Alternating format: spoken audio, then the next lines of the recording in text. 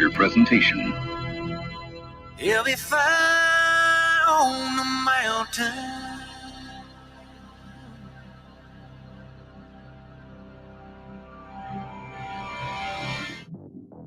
JB and Darren on the JB and Goldwater Show. Line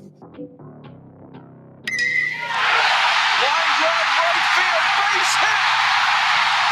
South Carolina wins the College World Series. Watson, touchdown. Hunter Renfrow. He got him, and it's all over.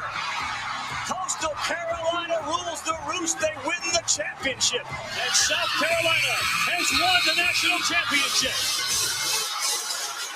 The Senegal baseball team has done it again, but this time the Bulldogs beat one of the top teams in the country. They are giant killers. Get the ball at Bennett. He does.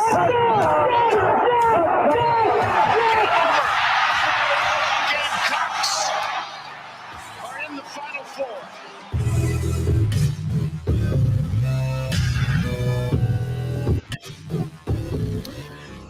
All right, greetings and a good Thursday afternoon, and welcome aboard the JB and Goldwater Show, live, loud, and online. Very proudly presented by Motley Rice. Causes not just cases, MotleyRice.com. Driven by Stokes Volkswagen. Find them at StokesVW.com. You can head to our website, JBandGoldwaterShow.com, as well for much more about us. And you can get some cool apparel and pretty much anything you want to do. There's a lot going on over there. At JBandGoldwaterShow.com, including supporting all of our partners here on our program. Coming up today on the program, Derek Scott will join us from Columbia, South Carolina, called the Gamecocks loss against Auburn the other night, hoping to call a win in Nashville on Saturday against the Vanderbilt Commodores. We'll check in with him on the Hoop Squad and get a little sneak peek at Carolina baseball set to go in a little bit over a month. Up in Columbia. A couple of things on the docket to get to there, certainly. We've got David Shelton at the top of the 1 o'clock hour. Good to have him back. We'll get a quick peek at high school hoops. We'll talk about DeCarrion Joyner and how he has transformed from high school quarterback to literally anything you need him to do and back to quarterback at South Carolina. There was a really neat article in the Post and Courier this week, written by Gene Sapikoff, though, and it lumped a bunch of former superstars into it. Robert Quinn, DeCarrion Joyner, Carlos Dunlap, and others who have played up there for Coach LaPrade. So we'll certainly talk to David about some of that, some of the big prospects in high school basketball and on here in our state. Scott Glaze coming up at about 1:35 as well. He'll kick off the 2022 golf season for us here on JB and Goldwater Show. Not too far away from the Masters, believe it or not, in April. It seems like, Darren, that gets here every year. You look at the schedule, you go, it's January, we got the Masters coming up, and then you go, oh my God, the Masters is coming up this weekend. So it just kind of flies by. The spring does. So looking forward to all of that. We're going to talk about the national championship game. We'll update you on what we know about the Gamecocks in a search to replace Coach Mike Peterson in Columbia, and some other college football stuff to get to, and some NFL stuff to pass along as well. Make sure you follow us on social media at JB and Goldwater, individually at Sports Media JB, and at Darren Goldwater. That being said, what's up, brother? How's the Achilles? Either fortunately or unfortunately, it's still attached to my leg. I don't know whether that's fortunate or unfortunate. So that should give you a good idea of exactly how it feels. Oh. It doesn't feel great. It doesn't feel great at all. This morning I woke up and our daughter looks at us because I'm always the one who takes her to school. She looked at us and goes, Mom, Dad's limping pretty bad. She's like, yeah, he is. So I spent the morning icing my foot, which, like anyone, that's exactly what you want to do on a Thursday morning. Yeah. And it's a touch better. I'll say what will make it better is this afternoon. I'm not looking at the Masters. I'm looking at Hawaii. I had a long conversation. I was at Dog and Duck yesterday because that's shocking. And one of my buddies was there who we talk golf all the time. We talk gambling all the time. And we got into it, like just all diving deep into golf gambling and various different analytics about golf and just geeking out over the fact that the PGA Tour is back. They're at Kapalua, which is a stunningly gorgeous place out in Maui. and it's the Tournament of Champions. So you had to win to be a part of this, or have an exemption, which I think is what Phil Mickelson had. But it's a loaded field. It's a tiny field, and hopefully some good golf. Not a lot of wind, not as much as typically expected out there. So hopefully we have some good golf. Yeah, you know what? Meredith Taylor texted you and I the other day about that. I don't know that I ever actually responded to the text. I saw it, and I remember I was in the middle of doing something, and I don't think I ever sent her a text back. Is she there? I don't think she's there. I think it was a maybe been there, want to get back type of thing. I don't think she's there. Okay. All right. Yeah, I'm anxious to talk to Scott about this because it does start today. Remember, it's Hawaii. So in Hawaii right now, Darren, what time is it? Like 6 a.m.? Yeah, so it's 6 a.m. Okay. So they don't tee off until these are Eastern times. I just pulled it up here. 2:30. Yeah. Yeah, 2:35. So that's 8:30 in the morning in Kapalua. It would be it would be 8:30. And then the final tee time, 5:45 our time, and that's Harris English and Patrick Cantley. And Harris English won the tournament last year. And Cantley is someone a lot of folks are looking at right now. He's not one of the top guys in terms of odds-on favorites, but he is up in the mix. He is a popular pick. Yeah, I would agree with that. I've seen some of that out there. I'm actually anxious to see what Brooks Koepka looks like this weekend.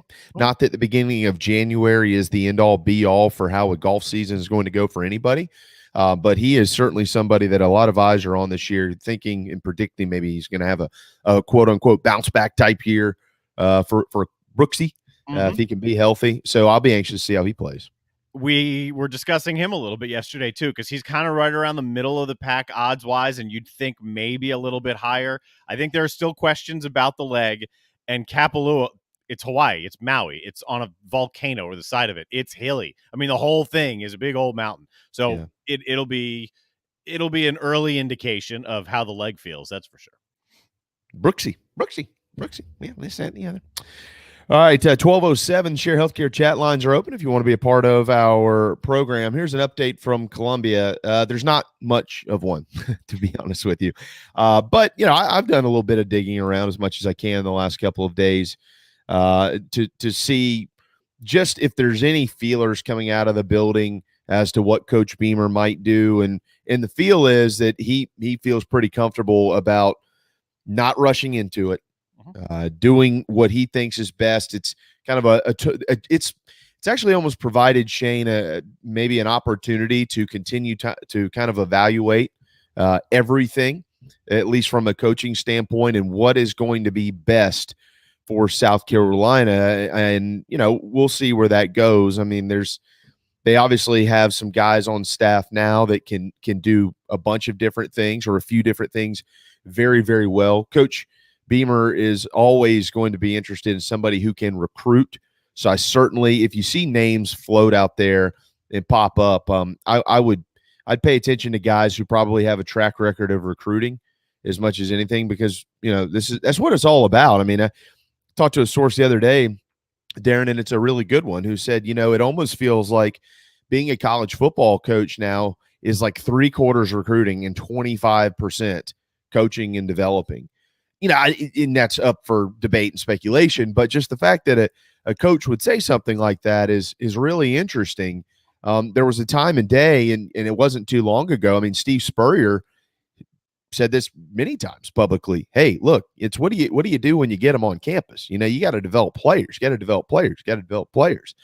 But it seems like that is certainly switched in due time with you got to sign players and let those guys go out there and do their thing. So, I don't have any names to pass along or anything like that. We've got great partners at the Big Spur and Gamecocks Central, and I think they've all floated some stuff out there as to what they hear and think. I would certainly monitor that. If I personally ever get anything that's newsworthy or noteworthy, we will pass it along. But I'd feel pretty comfortable about Coach Beamer making a really, really good hire here. I mentioned this yesterday, Darren, and we're not going to spend a lot of time on this because there's no reason to really get into the weeds on it. But, Shane, I personally have loved watching him grow as a coach this year. And at some point in time, the next couple of months, we'll have him on and we'll talk to him and we'll ask him those questions, how he feels like he's grown up in his first year Remember, we talked to Coach Mangus a couple of months ago, and GA said exactly that. Man, you don't learn anything more than your first year in coaching. So I'll be interested to hear what Shane learned. But as we mentioned yesterday, I'll bet you a big chunk of change. He learned a lot last year in about his first week of coaching. Yeah. You know, and in the exact basically similar situation as to where we are right now. I always judge hires. I mean, I'll judge the hire the same way as I've talked about the internal hires at Clemson, the same way I talked about James Franklin bringing on Manny Diaz. I don't know. I'll let you know in like 12 months how that thing worked out, and then I'll evaluate the thing. But recruiting today is nothing like it was when Spurrier was around, right? I mean, it's a 24-hour cycle. There's no, so it makes a lot of sense. It is about what you do with the guys when they're on campus. But these days, if you're not recruiting 75% or more of the time, then you're not doing your job, because other people are. And whether it's via social media, whether it's online, whether it's however you want to get in touch with these kids, if you're not, somebody else is, because they're now allowed to. So it better be part of your job. Yeah, absolutely. And with this position specifically for the Gamecocks, whether coach decides to go hire a guy just to coach the edge dudes, or he hires a linebackers coach and then, shifts some priorities and some well, I've gone blank here mentally, but shift some of the different roles that these guys have on staff. I don't know. Here's what I do know. I mean, I've lived in the state my whole life, and for ever, as far as I can possibly remember, the state of South Carolina, the state of North Carolina, the state of Georgia, clearly Florida, but everybody recruits Florida. Everybody recruits Georgia now too. But this area, and I'm going to be more specific about South Carolina just because it's our home state, produces incredible talent on the defensive line. I mean, everybody always says Clowney. Duh. I mean, I get that. But Clemson over the years has gotten boatloads of talent from right here in the state of South Carolina. Gamecocks have done it as well. Look at the guys that they have now, with Jordan Birch and Zach Pickens, and you could go on and on and on all the way back. I mean, you could go back to Courtney Brown, who went to Penn State. And before that, I mean, Tennessee has come in here and signed multiple players up front. Florida State. This has been happening for years. Gamecocks and the Tigers shut the borders down, Darren, a couple of decades ago, is much more than they had previously. So I guess what I'm getting at here is I would hope, and this isn't, I'm not saying anything Shane Beamer doesn't know, but I would hope whoever it is has a real familiarity with how to recruit players in this area, because they're right here. You don't have to go to Florida or to Washington or the Northeast or the Midwest or whatever, Texas, to find defensive linemen and linebackers and defensive ends. We got a bunch of them around here. So hopefully it's somebody that certainly knows all of that. And it's not necessarily a need for Beamer in recruiting to bring someone in who can get up into the Northeast and other areas, because he's doing that well already. Yeah. So that, like you just said, I mean, for whatever reason, I hadn't really thought about it that way. But yeah, there are a whole bunch of big dudes up front that have come from this area. Whatever's down in the water, whatever these kids are getting fed, I don't know. But the logic there makes sense. While there's a lot more than just inside your state borders these days, outside of it, particularly up into the Northeast, that's covered, right? Now you got to make sure, as it's talked about on this show all the time, got to get into North Carolina somehow, got to win these battles with Tennessee, with the guys in this general region. So that should be a top priority. Yeah, the Northeast guys, I mean, those are your steel guys, at least the way that I look at it that way. Like you go thief a guy out of the Northeast. You take a guy from Delaware, you take a guy from Maryland, from the Delmarva area, let's just say it that way. Pennsylvania, you're going to find kids. Those are guys that you kind of go in and you steal them out of there. They want to come play football in the South. They're good football players. And in the game over the years, South Carolina more than Clemson. South Carolina has signed talented kids from that area. The one that always pops to my mind is from New Jersey. I know him personally, and he's just an outstanding human being. But he was one of the toughest football players I ever saw. That was Corey Boyd from Orange, New Jersey. And for those that know the story of, that's a tough place too. That's a tough spot. Lou Holtz told that story publicly when he signed him about, little 5'7" skinny little old white guy walking into the hood. And that's the way Lou described it. He said, yeah, they were, nobody knew why I was there. And I ended up asking Corey a lot about that. Corey told the story as well. He said, yeah, he didn't fit in. But, and not every story is like that. But my point is, they went up and they stole an outstanding football player. But around here, you're not stealing guys. I mean, this is your neck of the woods. You're expected to get them. And North Carolina, the guys like Melvin Ingram and things like that. So whoever they pick up, Shane is going to have this area well covered to continue to have elite talent on the defensive line.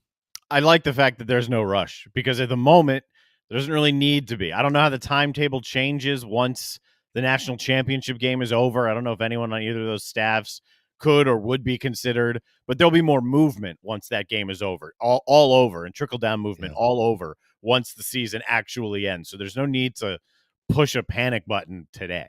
No, not at all.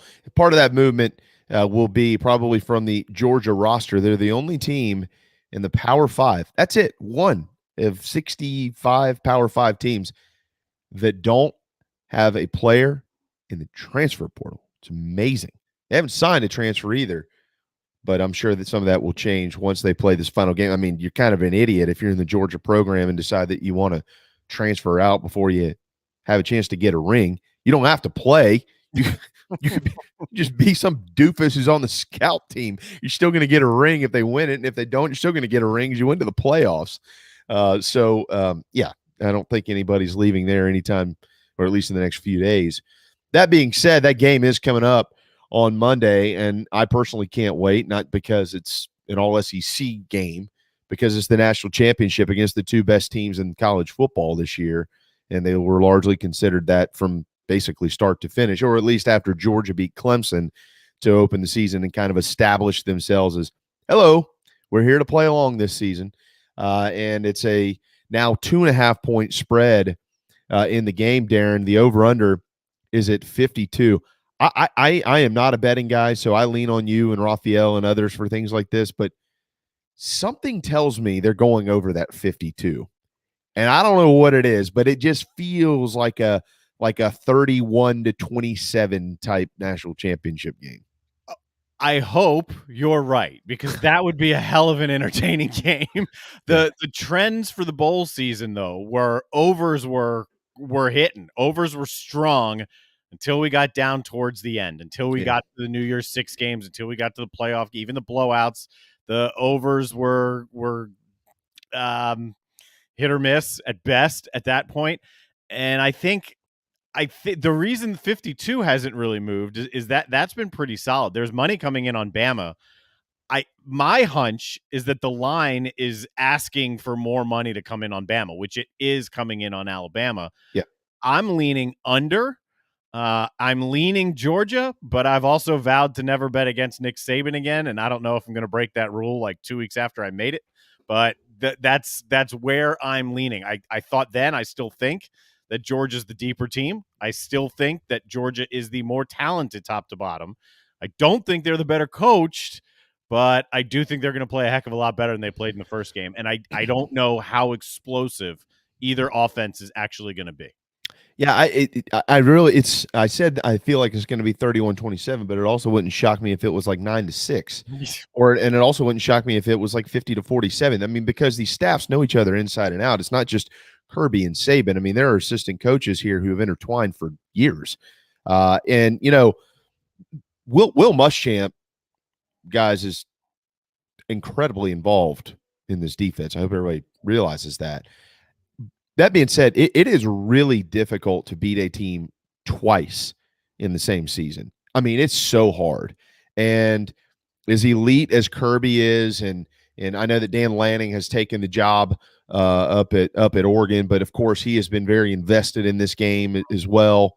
And Kirby Smart, Will Muschamp.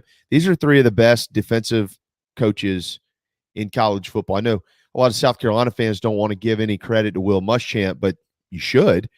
I mean, if somebody said today, hey, you can hire Will Muschamp as your defensive coordinator, anybody that was standing in line in front of him, I would kick them out the door. I still have that much belief in Will Muschamp as a defensive coordinator. I mean, he is a brilliant mind when it comes to defense. So these three guys together, I'm sure, are coming up with an elite game plan. But then you look on the other side, and I got a lot of faith in Bill O'Brien. I mean, I really like him, and Nick Saban as well is a guy who just seemingly doesn't lose big games often. But this is going to be because Bama already beat them, Darren. I think that is what adds so much intrigue to this, because anybody that thinks, well, shoot, they beat them once, they've already exposed them, they're going to do it again. No. That's not the way it works in college football. They're not going to do it the same way they were able to do it in the first game anyway, even if that was the case, because they lost the receiver from the game. They lost Mechie. So it's not like they don't have uber talent dripping down that roster. So I don't think that is a massive storyline as some others make it out to be, but it can't be the same type of a game plan. I mean, that just speaks directly to that. That's why I expect Stetson Bennett to play a lot better. I think Georgia mentally will be more prepared. I think they probably went into that game with a little bit of a belief. Hey, it's our year. We finally got Bama. This is what we got them where we want them. And then Nick Saban said, I got a couple of weeks to prepare, and we're just as big and physical, and we punched you in the mouth, and that was that. I don't think that happened. So I think it's an equal physical matchup, and then that would then change the game plan, because Alabama won't be able to do what they were able to do once they fell behind. Well, Georgia's got to run the football. I mean, yeah. that's just who Georgia is. You know, Bennett threw it 48 times in the last game. Now, look, I get it. A lot of that was because they were down and they needed to throw the football. But Georgia, I mean, the game got started to kind of get away from them, obviously in the second quarter when the Tide put up 24 points. But Georgia still needs to be Georgia. Like, they went into halftime down 24-17. You know, they just need to run the football. Like, that should be the game plan, period. At the end, it doesn't matter what it takes. We have got to be able to run the football. And even if you're down 10 points in the third quarter, start of the fourth quarter, you still have to play Georgia football. And then that defense has gotten here. Rely on them. Yeah. So, we'll see where that speaks up what I'm saying. It has to be the physical game. Georgia can't pull back and say, okay, here we go. We're down. We're just chucking it all over the place. It has to be the physical Georgia that we talked about all year long. The defense that hurts you. I mean, the offense that can push you around. It has to be that. Yeah, those guys, they got to run it. And I like Stetson Bennett. I love the story. I mean, he is a dog for life, clearly. I don't know if it's true or not that he has a flip phone. I saw that yesterday. I thought it was pretty funny. If he does, shout out to him, because that's awesome. I wish I could go back to a flip phone, but I can't because of the industry we work in. All that being said, he is not a guy who can throw it 45, 48, 50 times to win a national championship game. Not many people are, honestly. Like, there's only a select couple. Generally, it's not going well for you if you got to throw it 50 times to win a game. It's just not. Unless you're in Mike Leach's offense or maybe a couple of others out there. But you're not in a national championship game unless you can play defense. So if you're throwing it 40-plus times in the national championship, there's probably a pretty good chance you're not winning the game. Like, you're behind and you're trying to figure out a way to catch up. So we'll see. A bunch of folks in the Share Healthcare chat room here are talking about the better quarterback, right? I said Alabama has the head coach advantage. That's clear. Alabama also has the quarterback advantage. But Bryce Young, can he really play that well again? I'm leaning no. So that's part of my logic in all of this. I mean, he won the Heisman that night. Can he do that? Can he duplicate that against Georgia? I mean, you're going to have to show me that. Still the best defense in the country. I agree with that. He's probably going to make a mistake or two. How much will that cost him? And, it's going to be the question, but looking forward to it, certainly. We've got Rafael Esparza tomorrow. We'll really go through this with him as far as all the different betting lines, the prop bets, and all that stuff that'll be up on the ball game. I can't wait to look at it. I think for whatever, I don't know, something inside of me says it's going to be over that 52. I think it's a perfect line. It's neat to see it there, the over/under. But I just got to right. Some points, man. I hope you're right. Because I want to see a good game. Everybody wants to see a good game. So I'm not thrilled with the fact that we're getting this game part 2, So at least give me a good game. Give me a game to remember. Yeah, it's going to be I think it's going to be special. I'll be anxious to see what the numbers are on it as well. I'm sure they'll be up there. I mean, it's the national championship. It's Georgia and it's Alabama. Yeah. And if it's a good game, they'll be even higher. Yeah. Jamie chimes in on the Share Healthcare chat lines. JB, how about that Cam Newton 2010 national championship team? Their defense wasn't great. No, absolutely. They had Cam Newton. I mean, that's how they won the national championship. Period. The end. But that's not normal. I mean, that's the exception, not the rule, right? So, I mean, you're going to have a generational quarterback like that, in my opinion, who can come along and kind of carry you. I mean, there was really, if you go back and remember that Auburn team, Darren, I don't know how much you remember of it. I remember it well because we played them twice, once in Auburn and the second time in the SEC championship game, which, by the way, Cam Newton's run to the Heisman and Auburn's run to the national championship started against South Carolina, because had the Gamecocks not turned it over 4 times in the fourth quarter on the Plains, they would have beat them, and that would have knocked both of those things off the table. But Cam Newton got going. Carolina couldn't hold on to the ball. 2 picks, 2 fumbles, and then they lost. and then they lost again in an awful SEC championship game, 56-17. But I don't know how much you remember that team itself, but I remember them, and they really weren't that good. I mean, they won a national championship. Don't get me wrong. I'm not saying they weren't good. They were clearly good. But if you compare them to other elite programs, like when you win a national championship, I consider you elite, right? Think about all the national champions since then. That team was not as good as any of them, but they had Cam Newton, and Cam Newton was the total X factor in everything. Now, I get it. Cam Newton's part of the team, therefore it makes them that good, right? But had you put another quarterback in there, nah, it wasn't going to happen. They didn't have enough pieces to piece it together, but they had Cam Newton. There was a time there, and it goes a little bit farther back. I mean, I started thinking about Cam Newton. I quickly jumped to the Texas and Southern Cal Rose Bowl, and kind of the difference in how football has changed from then until now. Now you have seen some ridiculously good offenses, but at the same time, the teams that have been winning the national championships, yeah, they've been one of the best defenses in the country. It's been true for LSU. It's been true for Alabama. It's absolutely been true for Clemson. So, it's valid there. I mean, that was a team largely carried by Cam. Yeah. Not largely would be the wrong word. Completely would be another word. Oh, it was wild. Yeah, he was. That was. I think about how he took over that season. I go back and think about you mentioned Vince Young already. I think about Michael Vick. Mm-hmm. And there are other instances of years where you just couldn't believe what you were seeing by quarterbacks. Lamar Jackson, clearly, and things like that. But Cam Newton, Auburn they weren't even being sniffed for playing in the national championship, but sure were when he got going, and they won it. All right, 12:28 on a Thursday afternoon. It's a thirsty Thursday, so if you're in our neck of the woods, the Low Country, you're probably going to need to head to the Dog and Duck, where the beer is cold, the wine is whatever it is, and the liquor is or warm if it's red. Yeah, cold or warm, depending on your brand or color, whatever taste. And the liquor is real nice, Clark. Dog and Duck. They don't have that brown bag special thing, but they do have that little kiddie meal with all the stuff in it so they can entertain your kids while you go sit at the bar for a while. Check it out. 3 locations, Clemens Ferry Road, and 2 in Mount Pleasant.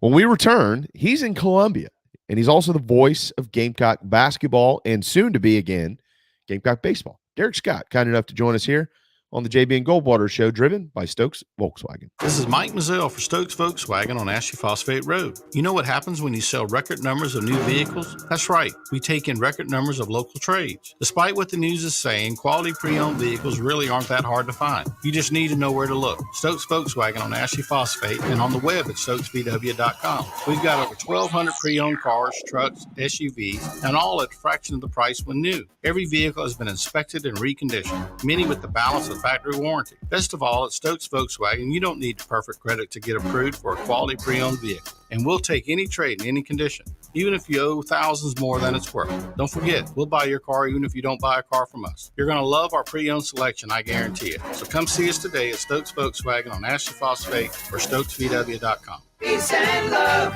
at Stokes VW. Negative trade equity finance to new loan, subject to lender approval. People don't like to get stuck in traffic, stuck in the mud, stuck at work, and two others you probably don't think much about, stuck with a big medical bill or stuck with a healthcare program that doesn't fit who you are. Experience true medical freedom with Share Healthcare. More affordable, more options, user-friendly, and biblically sound. You can join right now. Explore a new way to show you care with Share Healthcare.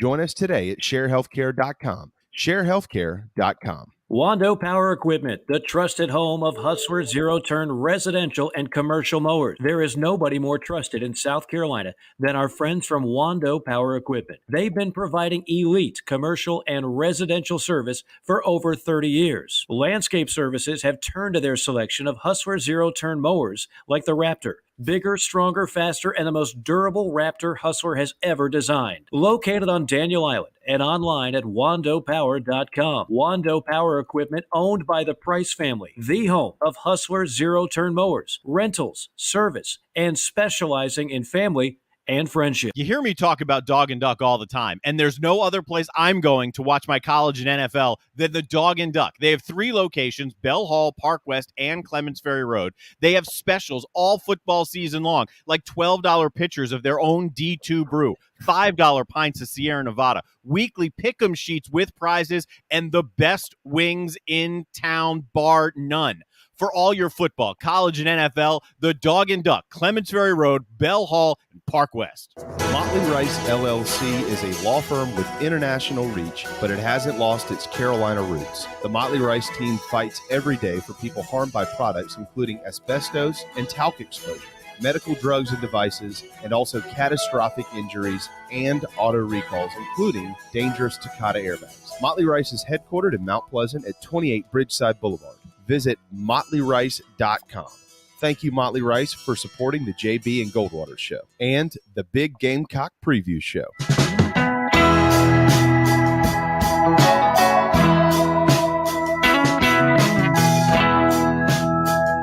What's up, everybody? This is South Carolina singer-songwriter Patrick Davis, and I might live in Nashville, Tennessee now, but guess what? I can always keep up with the news back in South Carolina because I've got the JB and Goldwater Show. Thank you, JB and Darren, for being live, loud, and Well, you're welcome, Patrick. 12:32 on a Thursday afternoon. Matter of fact, the last time I saw Patrick, I saw this guy, and I didn't even know you were joining us today on video. Derek Scott, the amazing voice of Gamecock basketball and baseball. What's up, man? You know, guys, just another day in beautiful Columbia. Oh, let me see what you got on there. I think I'd like one of those shirts. Where'd you get that? Do I need to call Mark for one of those? This was a baseball piece from a few years ago. It's one of my favorites, so I still wear it a lot. And I will always think of my man Fish because he's the guy that came up with the design on this one. Every time I put this thing on, I think of that guy. Nice. What a, I was talking, so I talked to Skylar Mead yesterday, and we were talking about him and John Whittle. And both what they have gone through with COVID, Derek. It's been a tough time for the family of Gamecock baseball, and you know we'll get it. I'm actually going to hit on some baseball stuff with you here in just a little while, but it's been a tough few months for the one of the greatest programs ever in college baseball, and I think this year it's a good time for everybody to get out there and be around each other again, and hopefully they have a good squad. Well, just like anything else you do, any sport or any activity, just out of the holidays, I just kept telling everybody I was around, just appreciate every day you have to be around your friends and family, and don't take it for granted, man. We're all guilty of that. And when you think about guys like that who are gone way too soon, then hopefully it gives you a chance to recalibrate a little bit on what's important. Yeah. Brian Fisher was an outstanding person. By the way, his wife, they just had their it's a little girl, I think, right? Is it Gia? Gia? Are they going to call her Gia? Is that it? Not sure. I'll have to check on that. Amazing. Well, Happy New Year to you, Derek. It is always a pleasure to listen to you call Carolina basketball games, even when they lose. The other night was going to be a tough one. I was fearful they'd get down early, and they did against Auburn. Derek, I'm just going to ask you a simple question. I don't know how simple the answer is. You think Auburn's the best team in the SEC? Right now, yes, but I don't know basketball changes so much. All sports do. Yeah. But I don't think there's any question right now they're playing better than anyone else because the people that you would have put at the top of the list earlier have had their hiccups along the way. And Auburn, simply put, has not. Their only loss is double overtime on a neutral court. That's nothing to really throw shade at. Meanwhile, Alabama has stumbled. Arkansas, who I never really was a buyer on this year. I just think sometimes people rubber stamp certain coaches when they have an entirely new roster. That's a little hard to fathom. They've not proven to be that good. Kentucky still seems to have some questions. And Tennessee, if you watch them last night, there's no way you think that they're good enough to win the league. I don't know how they were good enough to win that game, but that was just ugliness for about 2 hours. But hey, I guess sometimes you're ugly and win, you're happy about it. So yeah, I mean, it's still one of the more talented teams in the league. Derek, yeah. I've heard, I was listening to Jimmy Dykes last night, who echoed the same thing I've heard 4 or 5 times this week, that across college basketball, there's a growing consent that the SEC is the best league in the country. I mean, you haven't seen all of it yet. You're about to see a bunch of it. But what do you think thus far? It's real good. It's better than some of the leagues that usually are ranked higher than that. Certainly the ACC is not at this level this year, or not so far at least. I don't know where the SEC is in comparison to, say, the Big 12. The Big 12 is always so strong. And some of that just comes down to being a smaller league. So you don't have I don't know how to word this, but there's fewer teams. So there's not as much bottom, side to bring some folks down. And in the SEC, I will say this, though, the teams at the bottom are playing a lot better right now. If you thought Vanderbilt was going to be a pushover this year, last night certainly validated what they've been doing lately, and people may not have noticed when they were out in Hawaii playing so well, but they're playing a lot better right now. Back-to-back wins, I guess now BYU and Arkansas, one on a neutral, one on the road. Can't question where they are as far as making strides. A&M seems to be much more competitive than they were last year. And then Ole Miss, another team that people thought was at the bottom of the league. I mean, last night's the example. They took Tennessee to overtime in Knoxville, and certainly Tennessee would tell you they didn't play well, but I'm guessing Kermit Davis's squad had something to do with that. So, yeah, it's a league that doesn't seem to have any real, knockoff pushovers this year. And that's a pretty good endorsement. But, you could see this coming. The hires in the coaching industry in this league over the last, and it goes 10 years now, I would say. You go back to when Frank got hired 10 years ago and look at schools, who they've hired, and compare it to maybe the guys they were replacing. In most schools, there's just no comparison in a lot of those spots as far as the credibility and the resume. And so many schools have increased their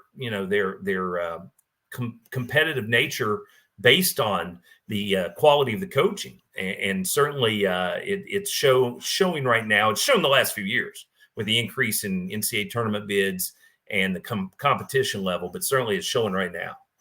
There's no question. I totally agree. I remember a few years ago, Derek, when they made this commitment to SEC basketball to raise the bar and raise the standard across the league as far as scheduling and being able to get talented players in here. And of course the coaches, as you mentioned, and here they are, if not the best league, right there next to it. And we could see by the end of there's a bunch of teams. There's a bunch of really good teams, or great teams, if you want to call them that. But then there's also a bunch of teams who could be scary in the dance at the end of the year, who, if they get hot, they can do damage. And South Carolina's got a bunch of them coming up. They just saw one in Auburn. You mentioned Vanderbilt. Carolina's got to go there, a place that, for whatever reason, they never play well. Maybe they should lower the floor or something that might help. But that game against the Tigers, Derek, was the first game, and I think 12 or 13 days. Yeah, 13 days between games. Okay. Well, they went through this last year. What do you think? It's a different team almost entirely, but it's not a different staff. I mean, Frank was the leader last year. He once again is this year. What were there any comparing and contrasting of years and what they went through with this COVID stuff and how they maybe adjusted this year versus what they knowing now what they didn't know last year? Well, last year you had complete shutdowns, and this team never had that this year. So that's different. You were still able to practice. You were missing some guys, but you still practiced. And for instance, when they came back from Christmas to get ready for the SC State game, you had a couple of kids who tested positive And so, they were going to be out if that game would have been played. As it turned out, SC State had issues too, so they weren't able to play. But you had a couple of guys who were new to the list there, and then the folks who had been on the list, prior to Christmas that had missed the Clemson game and the Army game.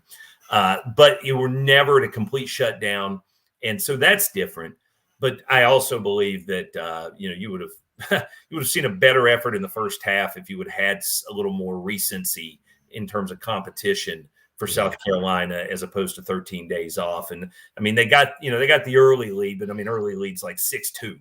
And as Frank pointed out, it is rare that you can see on a game sheet, a stat sheet on the plus minus category, such a clear line between starters and non-starters. But boy, oh boy, I mean, when he started his first rotation of subs, that's when it started getting away from them.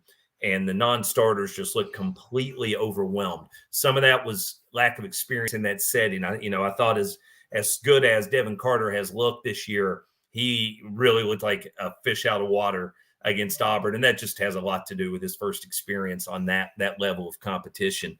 And then some guys, Chico Carter, who had been shooting it in so well, he was bad for the 10.5 minutes that he was on the court. And there just really wasn't anyone among the non-starters other than Jermaine who competed. And ironically, Jermaine's the guy who makes sense. Jermaine's done that. He's been in the SEC wars for a couple of years. So it wasn't such a change for him or a challenge for him to be ready for that level of athleticism and intensity. So I think that was a big part of it. And you look up after the game and go, wow, we played them even in the second half, 37 apiece, and played much better that second 20 minutes at both ends. But the first half was just ugly.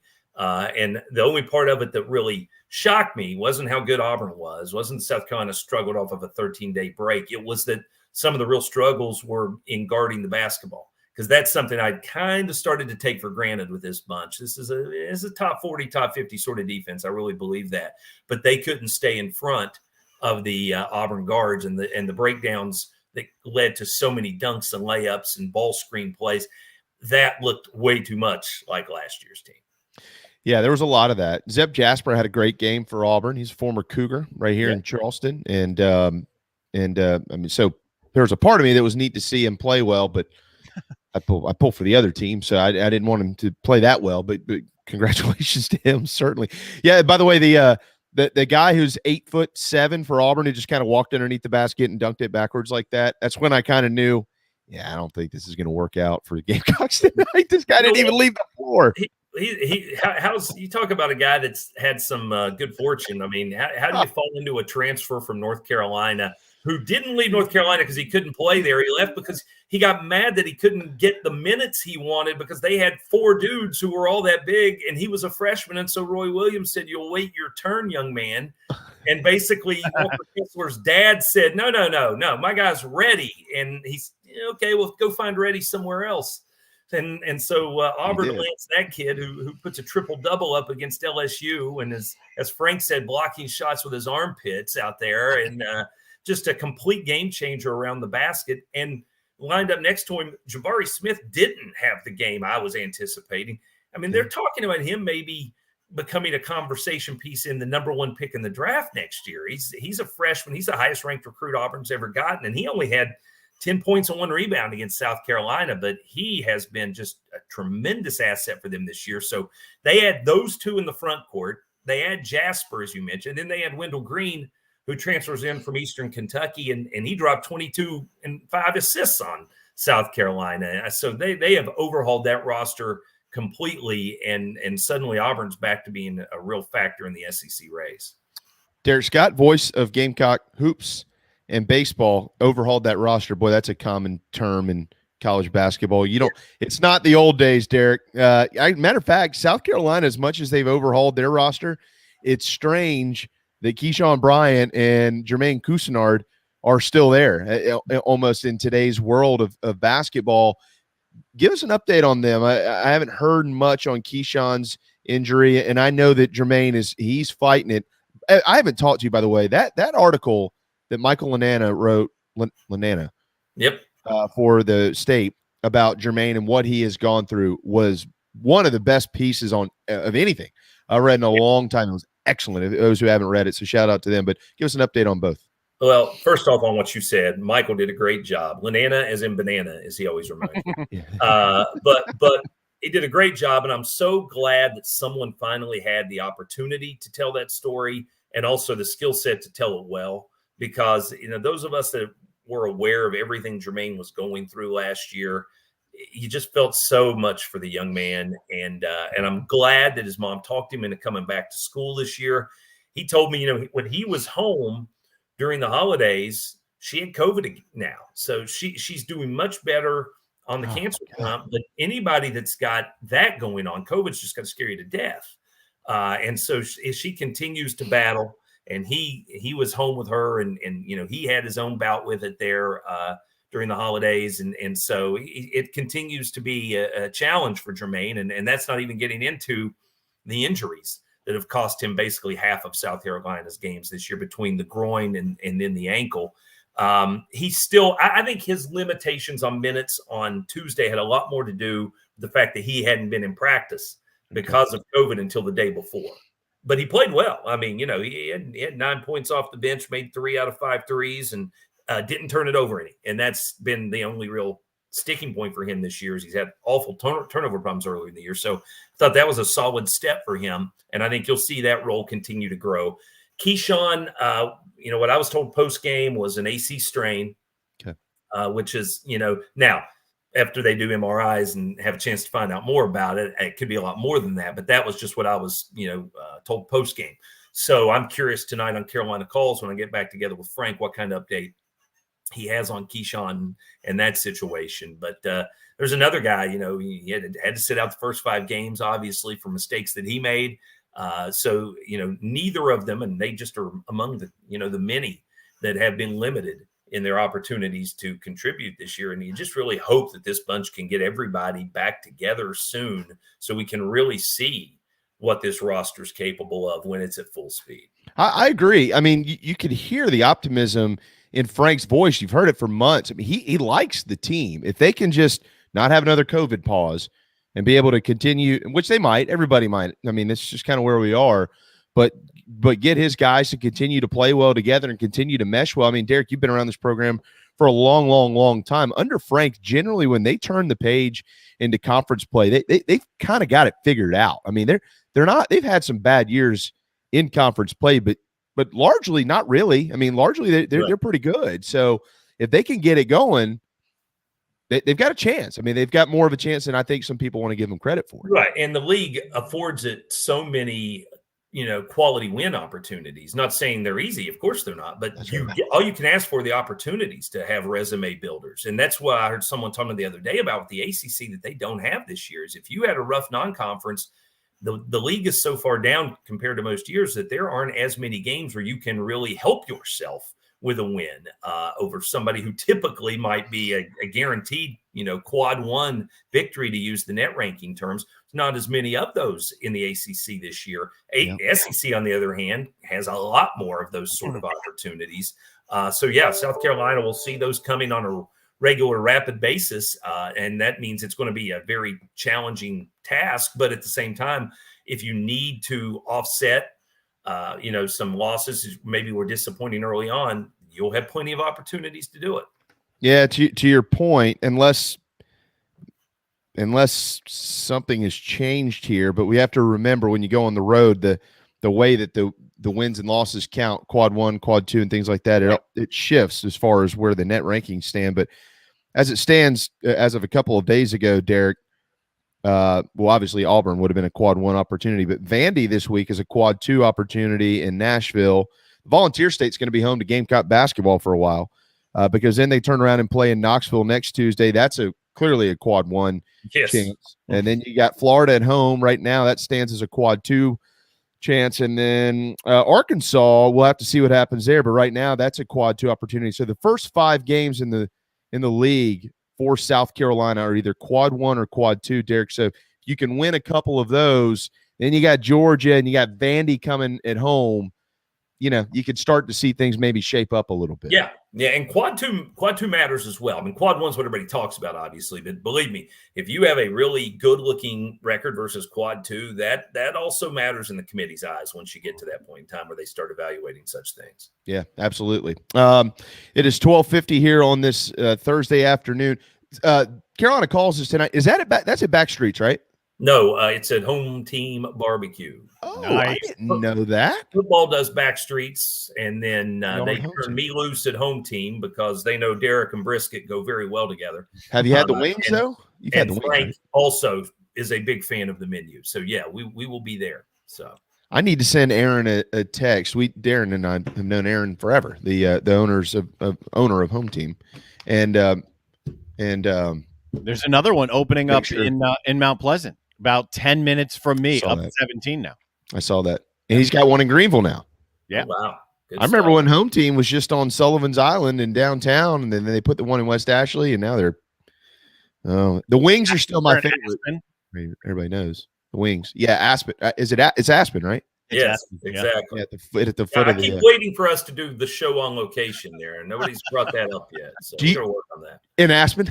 Yeah, exactly. Would you want to go right now where there's like 3 feet of snow on the ground, or you want to When wait we till get ready to summer? Nashville, there's going to be like 5 inches on the ground. So, I mean, Are you going to reach out to Patrick Davis when y'all get up there and have him come to the game, or what? He's always welcome, but the 11 a.m. tip-off might not be on a Saturday at the top of Patrick's list. I'm just going to go on a hunch there. Derek, you know him well. He's gonna, if he's awake, that's because he hasn't gone to bed yet. He will probably not be awake though at 11 a.m. on Saturday. I don't know if I missed anything necessarily with hoops. I do know that game comes up at noon our time on Saturday, right. So you'll be on the call at 11:30 in the morning, as you mentioned tonight at 7 o'clock on the Gamecock IMG Sports Radio Network for Carolina Calls with Frank. But anything else is pertaining to the team that we should pay attention to moving? The only thing I would point out is Eric Stevenson continues to have a tremendous season. And I don't know how many folks outside of our bubble, outside of the Gamecock world, have really understood how well he's played. And I mentioned it to Dave Neal the other night. I thought what he would do for this program would be provide offense in terms of shooting. And his, while it was great Tuesday, it hasn't been consistently good. But he has done everything else for this team. I mean, he is leading the squad in assists as well as in scoring right now. He works so hard at the defensive end. He's a very steady contributor on the glass. I just have been really, really impressed with his game in all facets and the leadership portion of it. He understands what Frank wants better than a lot of guys who have been in a program, and I don't mean this current team, just any team that have been in a program under Frank for 3 years. He just, from the minute he got here, he really seemed to get that. And so, as I always say, if you don't get yelled at very often, it's noteworthy. Yeah. Because that Frank's just natural demeanor is it's loud and it's up there on the intimidation level at times. Eric doesn't catch it very often. He's usually in the right place. And I'll be honest with you, he will give it out at times. He got into AJ Wilson the other night, and he was in the right. He took a turnover, and it wasn't his fault. And as they were going to the huddle, he let AJ know about it. And I think it's one of those things where he gets enough. He has earned enough respect that he can do that with guys. And I've really enjoyed watching him and James Reese as well play the game. I'm a big believer and appreciator of guys who work hard at both ends of the court, and you can count on them to just guard a guy and really make it difficult. And they both absolutely fall into that category. Yeah, you better be able to do that if you're going to play for Frank Martin, or you won't play for Frank Martin. Right. It's incredible. I agree. I'm glad you said that. I know first couple of games into the season, there was a lot of folks who were very hard on Eric Stevenson because he just couldn't find it. But you can see the shot is there. And when he finds it, he's got it for the most part. James Reese, by the way, shooting over 40% from downtown. It's outstanding. But I just checked the stats, and this was kind of surprising to me. I didn't realize he's only shot 6 free throws this year. It's bizarre. And four of those were Tuesday, right?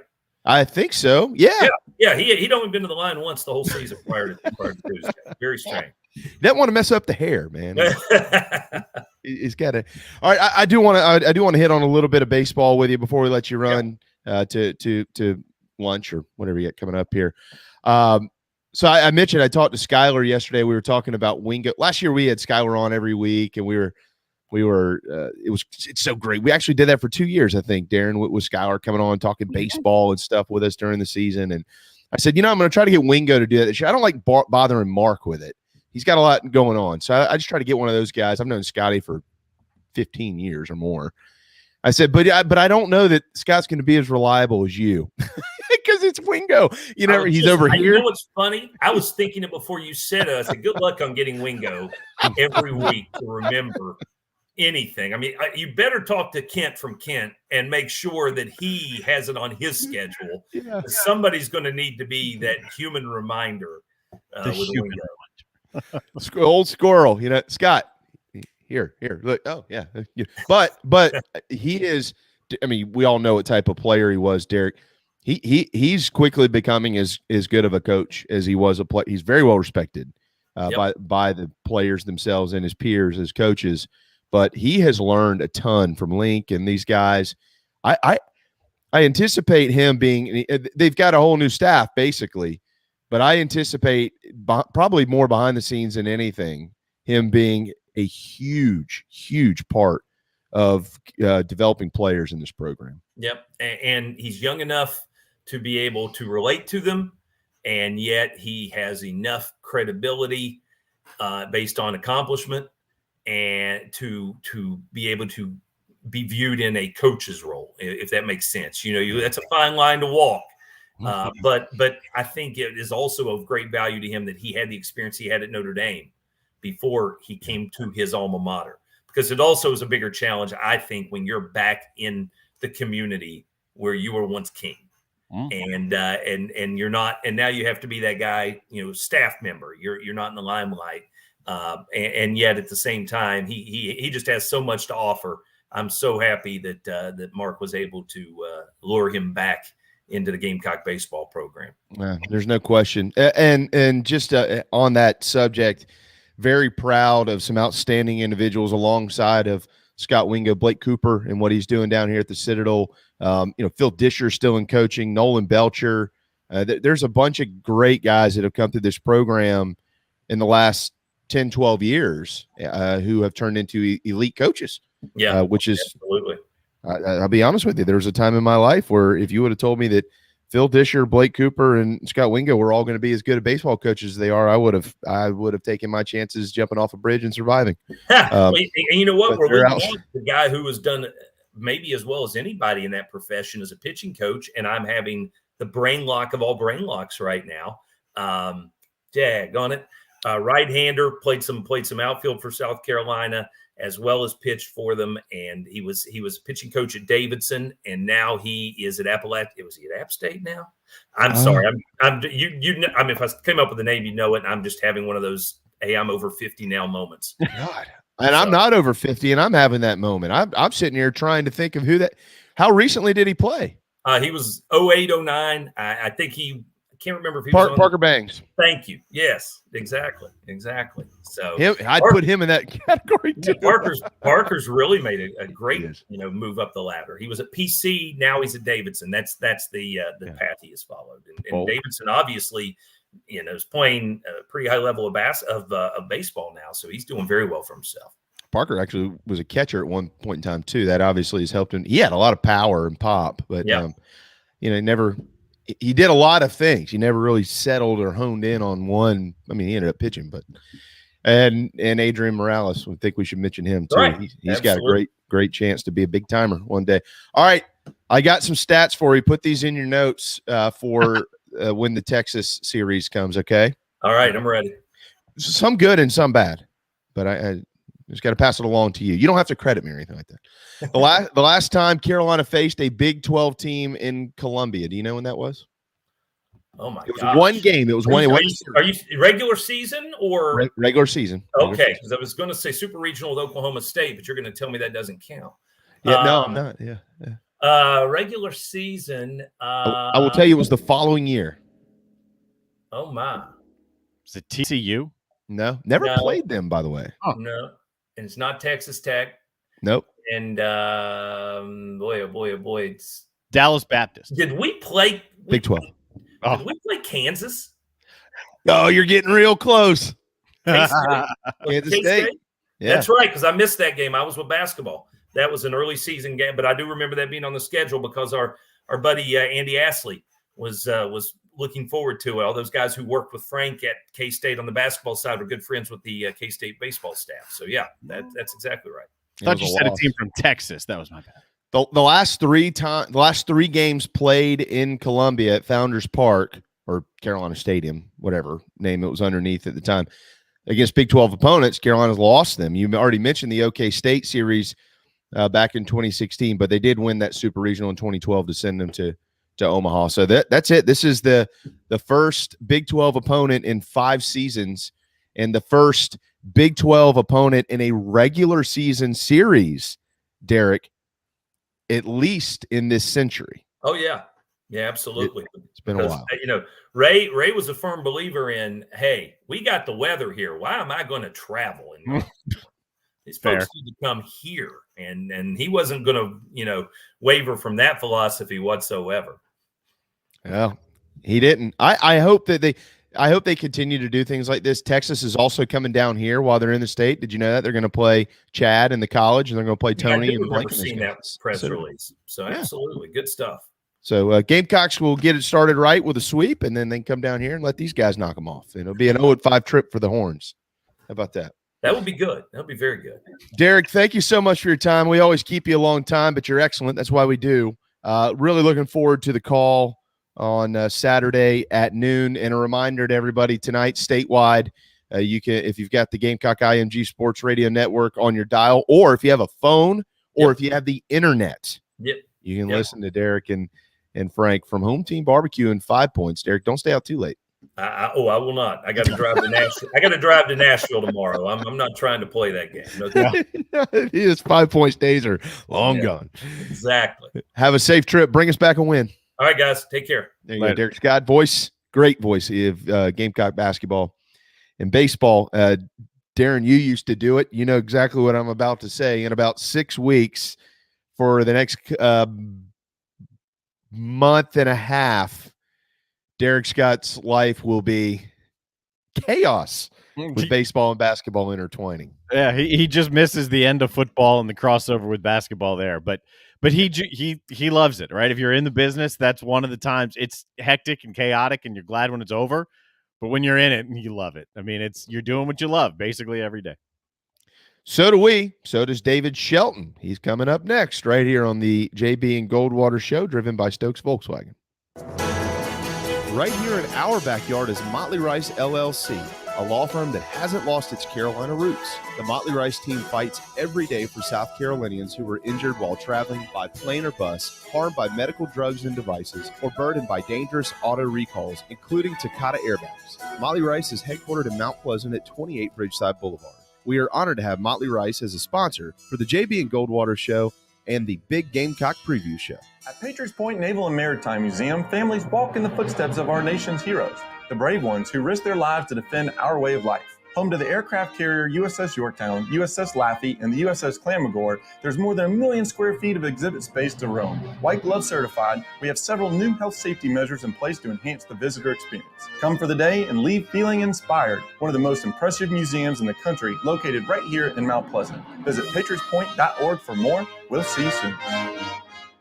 People don't like to get stuck in traffic, stuck in the mud, stuck at work, and to others you probably don't think much about. Stuck with a big medical bill or stuck with a healthcare program that doesn't fit who you are. Experience true medical freedom with Share Healthcare. More affordable, more options, user-friendly, and biblically sound. You can join right now. Explore a new way to show you care with Share Healthcare. Join us today at sharehealthcare.com. sharehealthcare.com. This is Scott Glaze, head golf professional at the links at Stono Ferry, located on the outskirts of Charleston, South Carolina. I'm inviting you to tee it up on one of the most scenic and challenging courses in the Low Country. Our back nine is highlighted with 3 holes that border the Intercoastal Waterway. Visit stonoferrygolf.com to book tee times and discover all that Stono Ferry has to offer. The Links at Stono Ferry is a former South Carolina Golf Course of the Year and is also home to the College of Charleston men's and women's golf teams. Come see us. We would love to have you. stonoferrygolf.com. Family vacations, a new car, a new boat, all cost money, but you don't necessarily have to make more to afford any of that if you can save cash that's flying out the window now. iHelp Consulting can help you finally get the kids to Disney World, upgrade the minivan, or drop that new boat in the water next summer. Let Daniel and iHelp Consulting consult with you. No fees, just savings. You pay them a percentage of those savings. Save on essential services, credit card fees, you name it. Let them find it. These folks are incredible. iHelpConsulting.com. How can I help you? Hi, I'm Chris Half, Public Information Officer at the Patriots Point Naval and Maritime Museum. We're home of the mighty USS Yorktown, USS Laffey, Flamagore, and Vietnam experience. And we're a proud partner of the JB and Goldwater Show. We invite you and your family to come see us and enjoy a day on Charleston Harbor. Visit patriotspoint.org for more information. And now, it is my honor to present the National Anthem.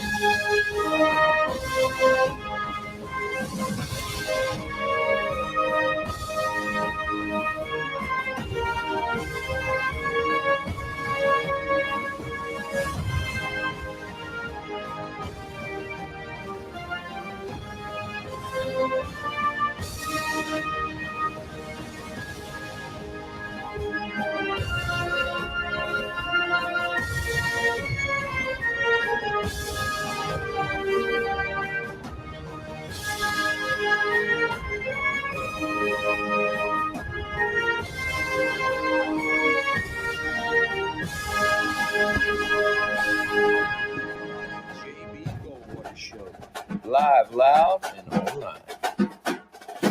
All right, final hour, Thursday afternoon, January the 6th here in 2022. Welcome back. The JB and Goldwater Show, very proudly presented by Motley Rice and driven by Stokes Volkswagen.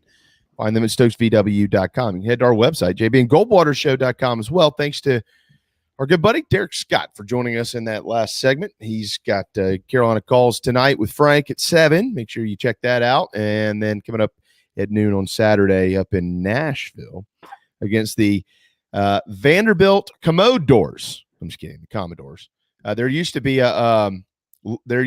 what they called Leonard's Losers. I know that David Shelton remembers Leonard's Losers, and they used to call them the Vanderbilt Commodores weekly. David, you remember Leonard's Losers? Oh, absolutely. Yeah, I would never miss a show, or I guess it wasn't really a show. It was what, about 5 minutes, 10 minutes? Yep. About but 10 yeah, minutes. I loved it. Leonard's Losers. How did do you remember how they distributed that? Because we would always listen to it on Saturday, like on the way to the Carolina games or during the broadcast. Was it just distributed to schools individually or different companies? How'd that work? Do you know? I'm not sure, but I mean, I heard it on I guess what was the radio station? WTMA maybe here in Charleston. Yeah. It played like every Friday, like at 5 or 6 o'clock. I know.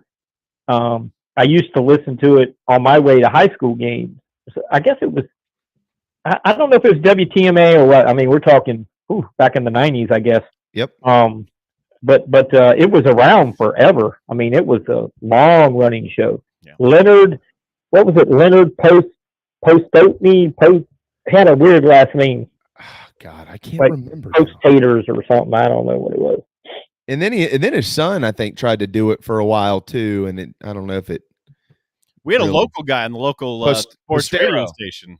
Leonard Postero. Okay. We had a local guy too for a while doing it, and his were really funny. I don't know where he ever went though. We need to bring that back, David. You think you could do that? Maybe we could find a way to collaborate and do this together. Dude, if I did that, I would piss so many people off. I mean, not that I kind of make a lot of people angry now. I can't imagine if I got on there and started talking trash about teams, making fun of their nickname and their coaches' names and all that kind of stuff. Well, I'll be honest with you. I almost think that if you tried to do it now in general, there'd be a bunch of people getting their damn feelings hurt. Everybody gets their feelings hurt about everything these days, David. I agree. I agree.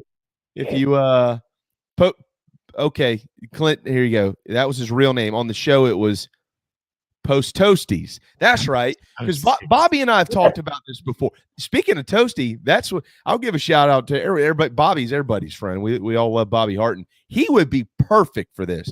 Give him a bottle of Crown and just let him go for a while. Yep. Somebody write the script and let him deliver it, because he has a unique delivery for sure. That's right. Oh gosh. All right. Good. Leonard's Losers, the Vanderbilt Commode Doors. All right. Real quick here. This is neat. We all complain about opt-outs and who doesn't like bowl season, this, that, and the other. I happen to be a guy that loves bowl season. So the AP All Bowl team was released. South Carolina placed Jaheim Bell on. There's only one team. It's not like 2-3 teams. They just give you one team the way it probably should be. Jaheim Bell was the tight end, and the all-purpose player is the Carry-On Joyner. And then Clemson also placed cornerback Mario Goodrich on the team. So 3 representatives from the great state of South Carolina on the AP's All Bowl team here in the postseason. So that's pretty neat. Obviously, this is being released without the national championship game being played. So congratulations to all those guys. But I do want to, David, I did want to bring up specifically with you to Carry-On Joyner, because I know you saw what he had to, or what he got to do last week, a week ago today, up there in the Mayo Bowl. You followed his whole career. I mean, at Fort Dorchester, there's not many out there outside of the Fort D staff itself and his teammates that know it as well as you do. It was so neat to finally see the Carry-On Joyner do, I think, what a lot of us thought he was going to do much sooner in college, which was, play quarterback certainly, but make a huge impact. And he did that. If it wasn't for Carry-On Joyner, South Carolina probably wouldn't have won that football game. He was perfect throwing it. He was brilliant running it. He was the MVP. He was everything that you could be in the game. So that had to be neat for you to see, because we all know he's a great kid and he's worked really hard. Oh, absolutely. And it was what I watched for 4 years while he was in high school. I can remember hearing about the Carry-On Joyner when he was like 12. In the youth league. I don't cover that, but I live in the area, so you hear the name. And I remember Leon Wheaton, who is now the basketball coach at Woodland. Mm-hmm. He, at the time, was the basketball coach at Fort Dorchester and coached like JV football, receivers, or whatever. And I saw him at Charleston Southern at a basketball game, and we were talking in the parking lot. I've known Leon since he was actually one of my student workers when I was the SID at Charleston Southern. He was my PA guy, my mic guy at the basketball games. So I've known him forever. And he told me, he said he used to call me Super D. He said, Super D, there's a kid at Fort Dorchester named Joyner that the whole world is going to be talking about before long. And I was like, really? I said, I think I've heard of this kid. He goes, oh, he's been a star, coming up through the North Charleston rec leagues or whatever they had. And sure enough, it was like the next year, his freshman year, the Carry-On pops on the scene. And then the story was written. But, I am really happy for him, because 2 things. In the world of opt-outs and I'm leaving and I'm not getting to play, he would have been the poster child for opt-out and, transfers. the portal, John, or as Bill Cornbluth calls it, the transfer portal.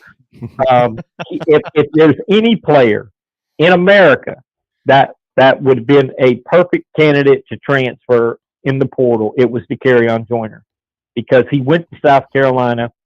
What was the offensive coordinator's name when he signed? They got fired the next year. Kurt Roper. Oh, you would know it. Yeah, Roper. He went to South Carolina because of Kurt Roper. Thought he was going to be a quarterback. It didn't work out. He wasn't getting an opportunity. And I knew he would struggle. I mean, I said it when you had your radio show. I said it then. He's not going to be ready for an SEC type secondary with the athletes and the coverage and all the mixed matches of defenses. And he's not going to be ready immediately, but he's going to be able to grow into that. Well, he really never got a chance to grow into that for whatever reason. And, so I guess, I don't know the backstory of this, but my thought process watching him play in that bowl game was that this came about because the Jason Brown guy left, who was going to be the quarterback. And when Spencer Rattler committed, Jason Brown said, "I'm out of here." Again, like most college players, DeCarrion could have done that. Well, this guy did it. Boom, he's out. So they had to prepare an offense without their regular starting quarterback. And I think that's how DeCarrion was able to get this opportunity. And I'll be honest with you. Everybody knows I'm not a Carolina fan. But I am a DeCarrion Joyner fan, and I would hope that he would continue to get this opportunity, but I doubt it based on Rattler. I mean, Rattler didn't come to South Carolina to sit the bench. He came there because he was promised a starting job. I don't care what anybody says. He was promised it. That's how they got him, and that's why he's there. So, unfortunately for DeCarrion, he will go back to receiver, but they'll probably keep a package in for him. And give him an opportunity. And obviously, if he goes to the NFL, he's not going to play quarterback in the NFL. He doesn't have the game experience. He's had the one game, basically. But I was so happy to see him. Just for one, I give the Carolina coaching staff a lot of credit. They gave him an opportunity. And really, that's all you can ask for as an athlete. I coach baseball. You've been around the game. I tell kids all the time, you're going to get an opportunity at some point. It's what you do with that opportunity that determines your future as a player. And DeCarrion took it and ran with it and threw with it and was so what he was in high school. Just running around, making good throws, making plays with his feet.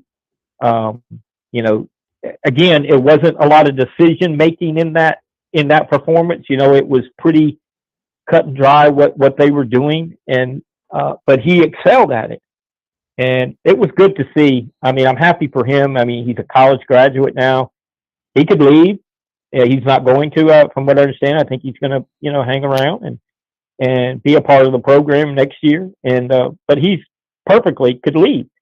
I mean, I was talking with someone yesterday at the CSU basketball game. I'm like, imagine if that cat, said, I graduated and thank you for the opportunity. I'm gonna go to Charleston Southern. I'm going back home and get in Autry Denson's offense, which is a run and shoot offense, which they throw it 35, 40 times a game. DeCarrion would excel in that. But I think DeCarrion is in the right city. He's in Columbia. He has the marketing thing going on. He's a great, he's a good looking guy. He's a great talker, great personality. He's going to be very successful. Maybe not at the football level that we all thought, a couple of years ago, but definitely going to be able to use that performance to springboard his off the field interest, so to speak. I couldn't agree more. One of the things that Gene Sapikoff wrote an excellent article in the Post and Courier, and he asked Coach LaPrade about transferring, and just like you just said, LaPrade said no, not DeCarrion. Anybody else, I would say yes. Him, probably no. That's pretty firm from Coach LaPrade, who knows DeCarrion Joyner inside and out. And I think you make really excellent points. One of the things that he has done since he's been at South Carolina is associate himself with people who have their whole lives are better because of what they did there. The Connor Shaws, the Marcus Lattimores of the world. I mean, obviously these guys are legends, and I get that, but they also, like you just said, really made themselves a part of the community. And this happens at every school. I'm not saying that it doesn't happen anywhere else. I'm just saying he's kind of fallen into this category of guys who are truly beloved by the fan base, by local businesses, and all these types of things. And ultimately, Pat DeMarco is another one. You know, in the long run, you know, that's what's going to probably carry him through life. I will say this though, is I agree with you. I think he could transfer and go to South Carolina State, Charleston Southern. Although no offense to them, I think he's better in both of those schools. But I mean, he's still an elite athlete. And David, we have seen what happens. Quarterbacks, they get hurt. Some things don't pan out. Offenses aren't good. Whatever, things happen. So it might still be in his best interest to go through spring ball as a quarterback, and let's see what happens up there. He's not going to win the job, but at least be a quarterback because he's pretty good. I think he just showed that. Yeah, I mean, I think he could. I mean, I don't know their plans, and you know, it's their program, and I would not argue either way. I think he, you know, again, I think the impact he's going to make next season will be at receiver. It just won't be in the same way that he did in that bowl game. But the thing about the carry-on is when he leaves, when he's done playing football, he is not going to be done being a success. That cat could move back to North Charleston in 2 years, and in 3 years run for mayor and probably win. I'm not kidding you. Yeah. I mean, you know, he's got the personality. He's genuine. He's not a lot of BS. And the thing I like about the carry on, because he would have been the poster child for causing a problem when he didn't get to play quarterback after, you know, for Will Muschamp and then for Shane Beamer, but he never did. And people kept waiting for that, you know, that, you know, the carry-on's going to transfer, the carry-on's going to, you know, say something. No, you never heard a negative word out of the guy. It's just, you know, I just want to win. I just want to play, you know, wherever. Now, he wants to be a quarterback. And I think that's why he was so emotional after the game, was because he really wanted to be the quarterback of the South Carolina Gamecocks. That has been his dream. And he wasn't getting that opportunity, was very misused by Will Muschamp. Or I shouldn't say misused, just not used. But you know, I don't know how many times that I've been on Bobby's show or talking with people that, you know, drinking a beer or whatever, and it's like they're playing Kentucky and they got the ball on the 8-yard line, first and goal. Why not put the carry on in there and let him do what he did last Thursday? Roll out, sprint, run, throw. And they never did. Muschamp's staff never gave him an opportunity, and they lost those games, and it was very frustrating for him. And, you know, but he didn't leave, and he didn't bitch and moan, and you gotta, I don't care if he plays for your arch rival or the worst team, and when you gotta respect that. You have to respect that guy in today's world of college athletics. I mean, really? I mean, you're looking at quarterbacks who are starters like Caleb Williams at Oklahoma. He's the starting quarterback of a top 5 program, and he's looking around. Really? You know, like I said, the carry-on would have been the poster child of the transfer portal, but he chose not to be, and you got to respect that. David Shelton posting Courier 123 on Thursday afternoon. I couldn't agree more, but I would even expand your comments into this entire season, except for the bowl game. I mean, anytime he got in the game at QB in a wildcat type situation, and again, I don't know what plays were called and whether they are, you know, RPOs or designed runs or whatever, but he didn't throw one pass. I mean, he would get in the game, he'd take the snap, and he'd run the football, and it was so predictable. We all knew what was going to happen. There might have been 1 or 2 plays here and there where he was supposed to, and it kind of broke down on him or something like that. But, I mean, to your point, David, and I said this the other day, and I wanted to throw this at you again because you covered him so much. You know, everybody has said for a few years the Carry-On Joiner is best with the ball in his hands, or he's best in space, which, yeah, they're okay. Yeah, we get it.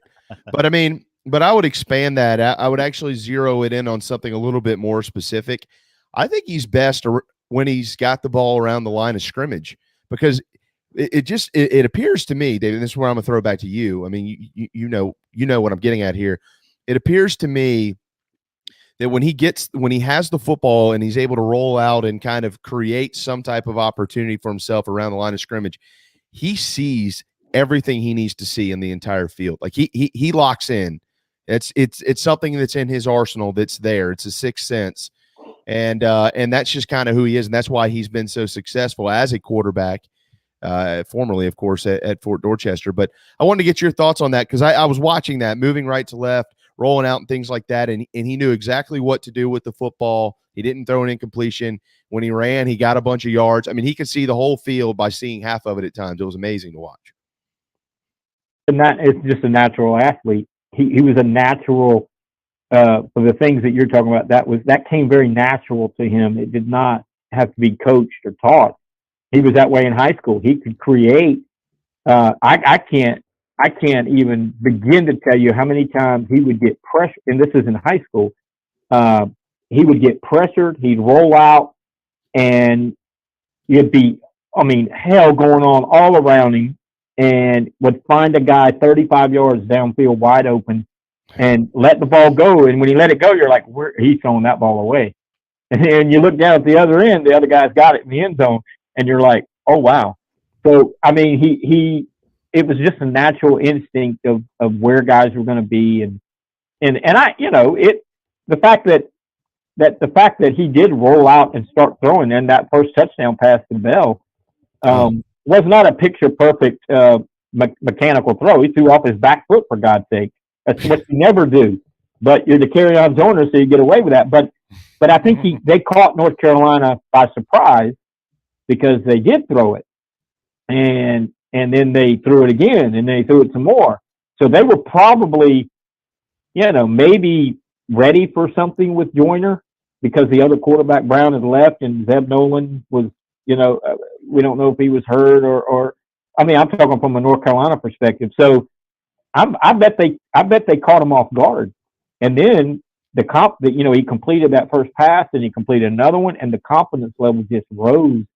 And he was 9 for 9. He didn't have an incompletion, and it certainly helped that they were able to run the ball with the running back. What's his name? Smith.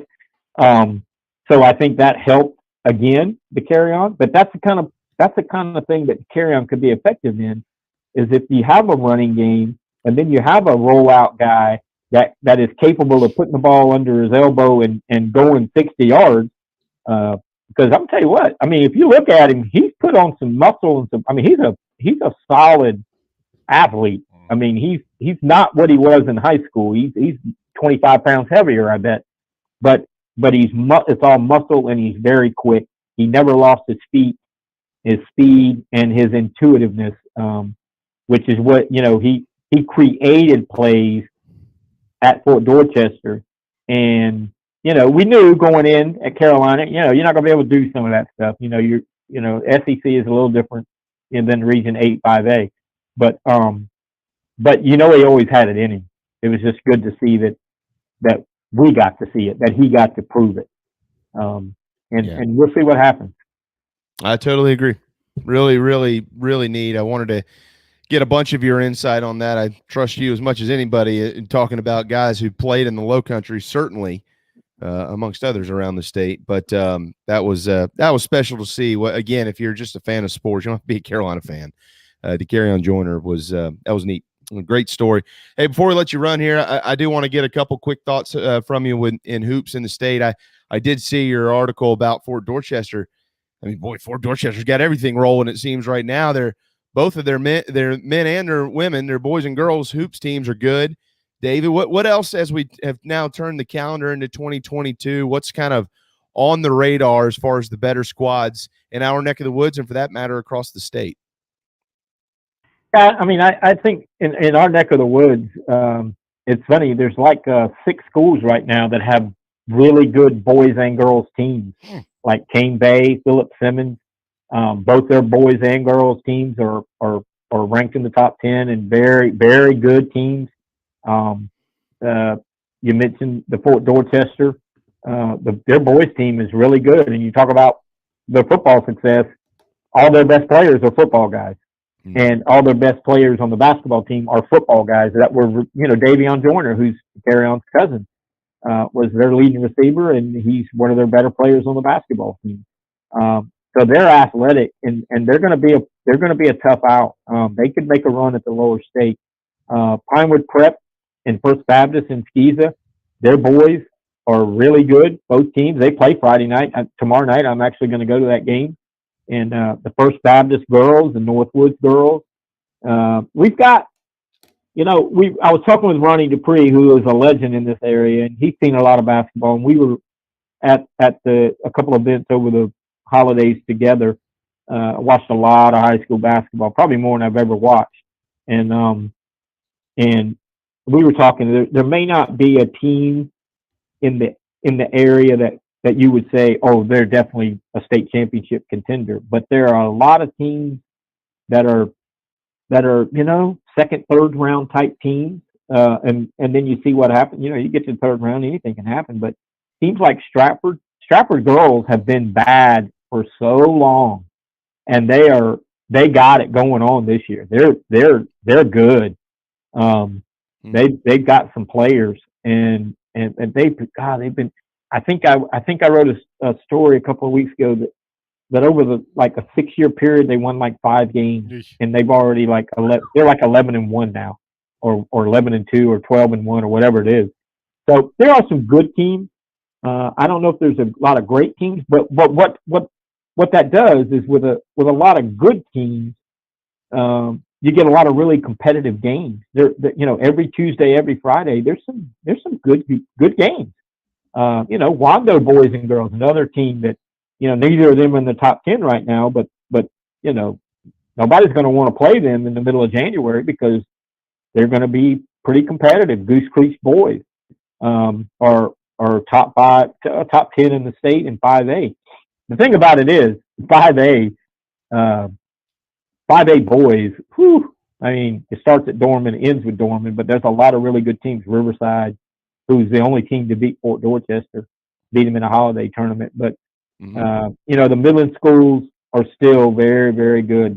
The Blythewoods, the Gray Collegiate, AC Flores, people like that. Irmo is, again, very good.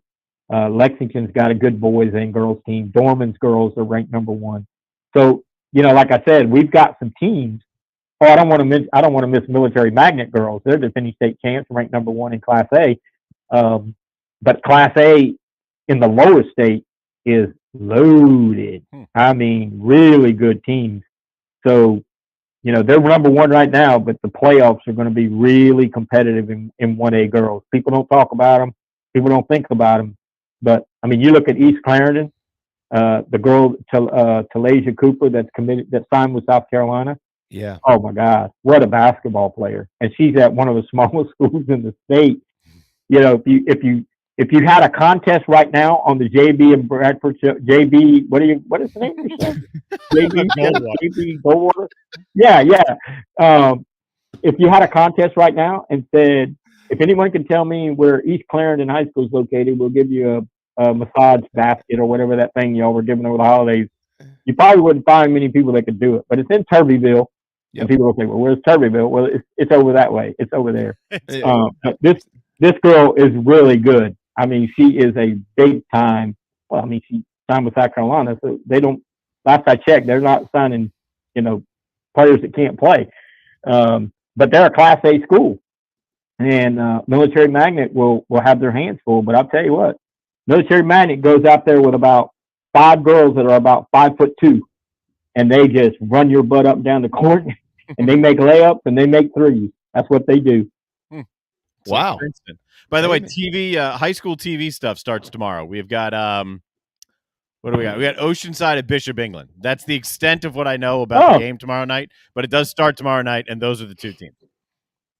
Are you doing the games? Yes, me and Natalie Spalla, who played college basketball for one of the Michigan schools in the Michigan system. So it'll be me and her. Didn't she play at Eastern Michigan? I don't know. She claims to be a Michigan alum. I think it was one of the pilot or the satellite campuses in Michigan, but she was a college basketball player. Loves her some Wolverines. So it'll be me and her. I think it's 6 or 7 games. I know it starts tomorrow, and I know who we got tomorrow. You going to tell her that you bet against her Wolverines last week? Or I did not bet against her Wolverines. Her Wolverines cost me money, but I'll tell her that. Should have. I should have. Yeah. You did. You bet on Michigan? I didn't bet them to win, but I thought they'd be within 14 or 7. I thought they'd be within 7. Yeah, I thought that'd be a good game. There is no way. No, it wasn't. I would have probably said 14. I'd have probably said okay, maybe, but not 7. No. I didn't see that coming. I didn't see that coming. But I don't. It's funny because I have a friend who bets a lot of college basketball, and I'm like, you're crazy, dude. Like college basketball, I could not bet on that. Every time I look at scores, I'm like, wow, what an upset. Teams are getting beat all the time. I mean, you just never know. I agree. COVID, your 2 best players are out. That's you only play 5. I told him, I was like, I don't know how you bet college basketball, but he's always asking me for Big South tips. You're my Big South guy. And I'm like, dude, I'll tell you who I think's going to win, but I have no idea who's going to actually play. It's funny. So, you know why that's funny? That's funny because A, I do also, and B, I did a great night last night on SoCon Hoops. Great. Yeah. Well, I told him that CSU would not cover Gardner-Webb's 11 points, and they didn't.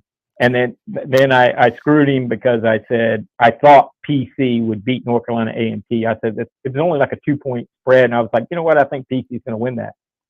And PC didn't win, but Charleston Southern didn't cover, so he went like, what do you call it, even up or whatever. He didn't lose anything, but he didn't win anything. Better losing. I was like, I just don't know who's going to play anymore. Like, I listened to the South Carolina game. Keyshawn Bryant blows his shoulder out in the first half or whatever, and I'm like, you just never know. Yeah. And it's not like you can just, you lose your left tackle and you plug a guy in. When you lose one of your better guards, I mean, how many guards can you have on one team? You only got like 12 guys on the roster. So college basketball, I don't know how people bet on college basketball. I could not do it. I mean, I'll fun around and say, I think they'll win, but I'm not putting no money on it. No. I had a good night last night. The 2 games I lost, I barely lost, and I went hard on teams that should benefit from other guys being out. Iowa State and Texas Tech, and Iowa State got up to a huge start. Texas Tech had like 4 or 5 scholarship guys available, and then I missed that by half a point. And Wofford had a bunch of guys out too, or Chat had, and Chat did. So I went with Wofford, and Chat won the game. Man, y'all are. Chat beat Wofford last night? Mm-hmm. Oh, I didn't even realize that. Yeah, me neither. Yeah, Jamie, I think we were watching. I think we were both watching the same Netflix movie during that game. Exactly right. Yep. I was like, let's see what's on tonight. Oh, nothing. I need to rewatch Ozark, so I'm prepared for season 4. Yeah. That's what I did. Oh, what a great show! What a great show! It's coming back January 21st. I just watched the trailer right before I came on with you guys. Jason Bateman, I follow him on Twitter. I think I follow him. I don't know. It showed up, and I watched the trailer. It's going to be interesting. Well, if you're not covering a game on Friday night, the 21st, I got a feeling the Shelton house is going to be full of mac and cheese and a recliner and a television screen with that would just I would be heaven. Just go ahead and let me die with mac and cheese in my lap. On that note, I made the trip last week, by the way, to Music Man Barbecue's. First time I've been there in a long time. And I walked in. I was telling my daughter, I walked in, I paid. As I'm walking to the buffet line, they're bringing out a fresh pan of mac and cheese that I was the first one to dig into. And I went right for the corners. And the guy behind me is like, like I get the left corner and and then I go to the right corner and I could tell the guy behind me was like, dude, save us a corner, man. You know? Oh my God. It was so good. It was so good. Oh God, that is so funny. It went right for the corners. Go to the corner, man. Go to it's burnt. Oh my God, it's so good. Yeah. Don't ever dig in the middle. I mean, if you gotta go to the middle, you go to the middle because it's key. Man, if you can go to the corner of the pan. I do it at home. I mean, when my daughter makes it for holidays or whatever, I'm like, everybody in my family knows. Get out of the way till Dad gets the corner piece, and then y'all can eat. I mean, just I don't even have to be first in line. You'll see everybody go before me, and they'll leave a corner. They might get the 3 corners, but there better be a corner when I go through, or nobody's getting a present. I'm just telling you right now. God, that is taking your mac and cheese expertise and love to a whole other level here today. Yeah, good stuff. Oh, it's so good. You're making me hungry. By the way, for those that are interested or maybe don't know, to David's comment earlier, beautiful Turbeville, South Carolina is between Sumter and Lake City, just off of I-95. Just thought I'd throw that out there for anybody interested in checking in with the Bojangles in Turbeville. I have been there, and it is just as tasty as all the others. I'm telling you, if anybody goes to the Bojangles in Turbeville and the girls' basketball team's playing, they need to go watch them play. Yeah, well, Talasia, there's only a few. Asia Wilson was one of them, but Talasia plays it like a guy. I mean, she's a baller. That is it's awesome. It's going to be fun to watch at South Carolina. I will look forward to seeing her probably in Columbia, because I don't think I'm going to get to Turbeville anytime here soon. But you never know these days, David. You just never know. Hey, man, have a wonderful weekend. Quick pick. Who wins, Georgia or Bama? I think Bama. I always go by, and I heard Darren say this earlier, I always go by who's got the better quarterback. Yeah. And I agree. I don't think Bryce Young can play like he played in that game in the SEC title game. But I'm just not.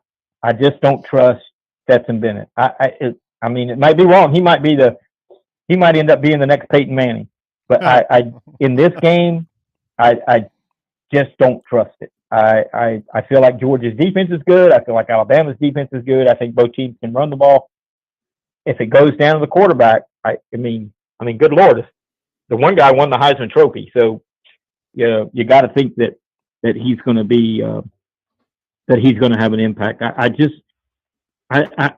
If Georgia wins the national championship, and I'm not trying to be negative, I don't know Stetson Bennett, so let's make that clear.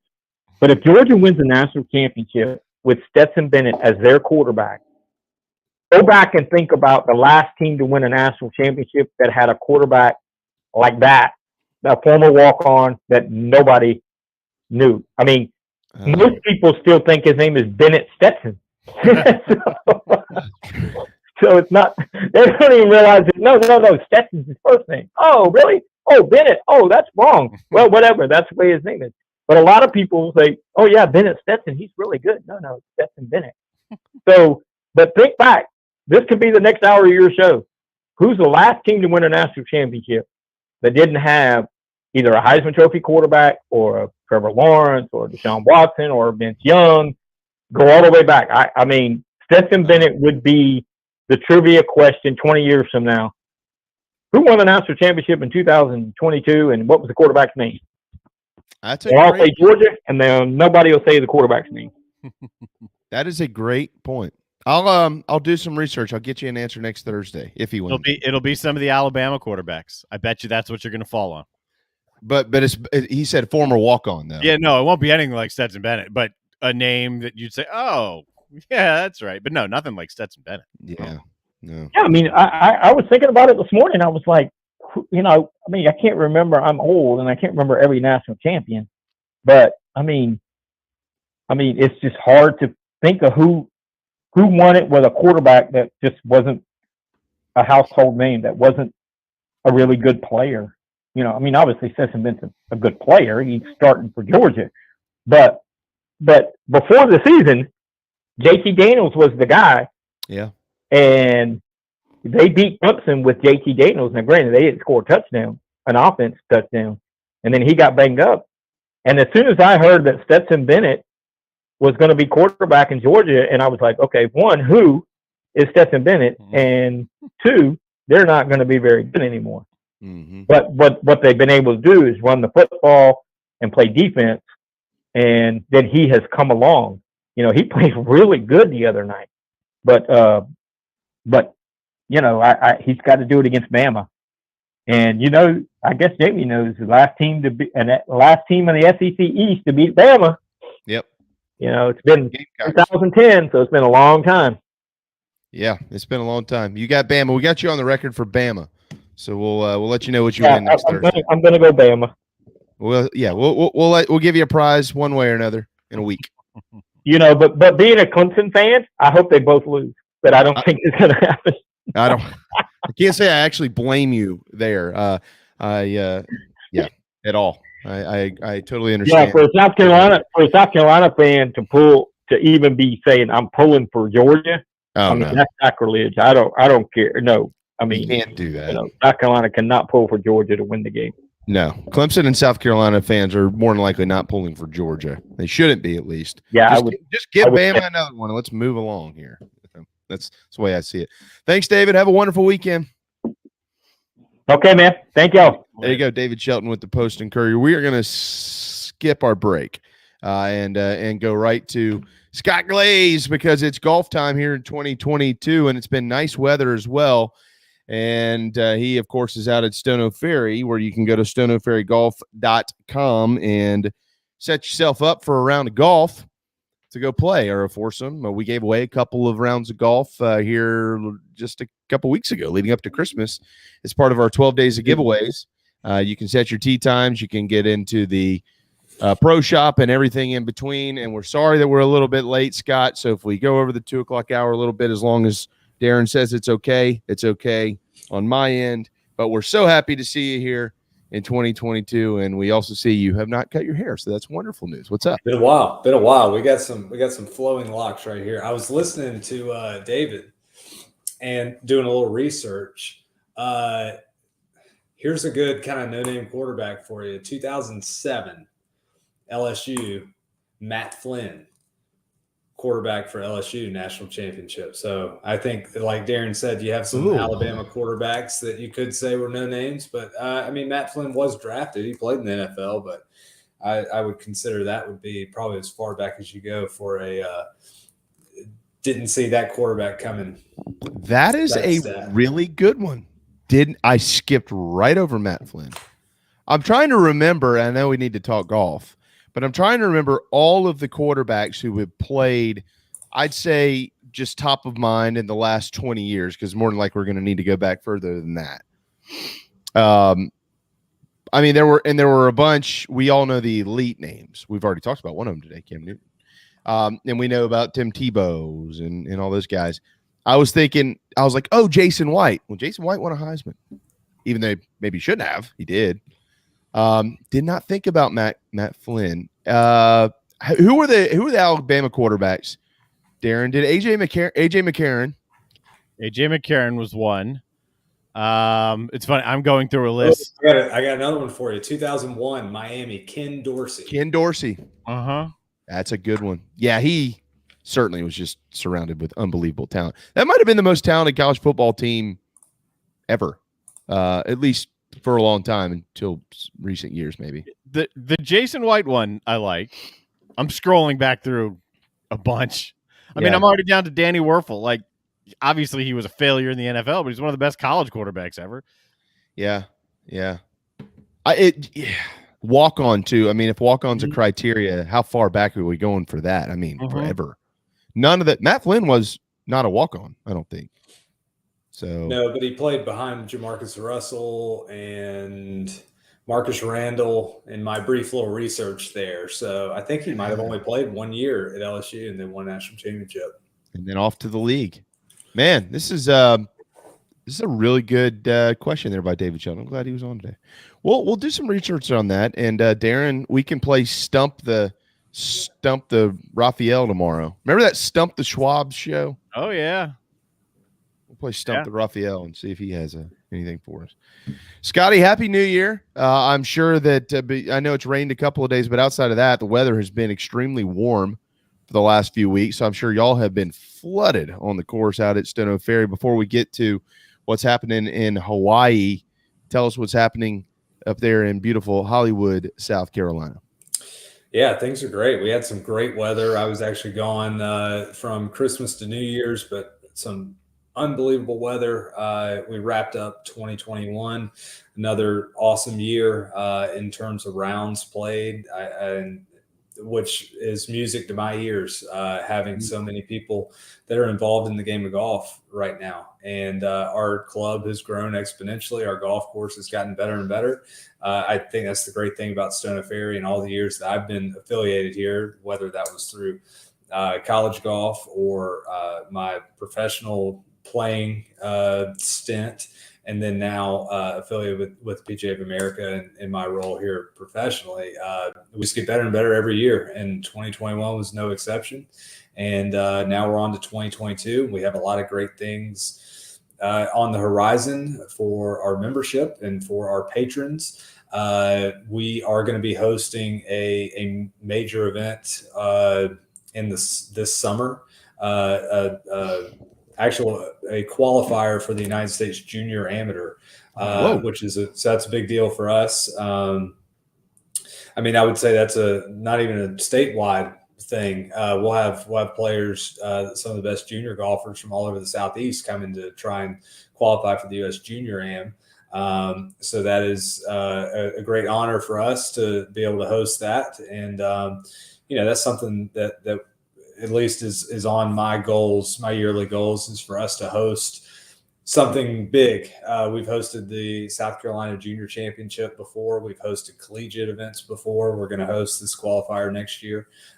So I think that's just a testament to our golf course being a great test and being popular and recognized in the area. So I think that's great. But like I said, we've got a lot of great things on the horizon for club membership as well as local patrons. And then Charleston just keeps getting flooded with visitors. So we got great things in store for them as well. So we're really excited, and hopefully Mother Nature keeps smiling on us and we'll keep having a mild winter and just roll right on into spring.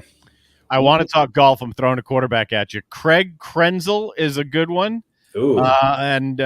Did you say Matt Mock? Matt Mock was yours, wasn't it? Oh, no, I didn't say Matt Mock. That's a good one. Say Matty Mock. Yeah. It's a good one. Jake Coker from Alabama. Wow. That's another good one. Oh, man. This is a whole show. You do a whole show on this. Wow. There's a lot more than I thought. That's a good question. We'll have to get Shelton back on. Call him back. I'm just kidding.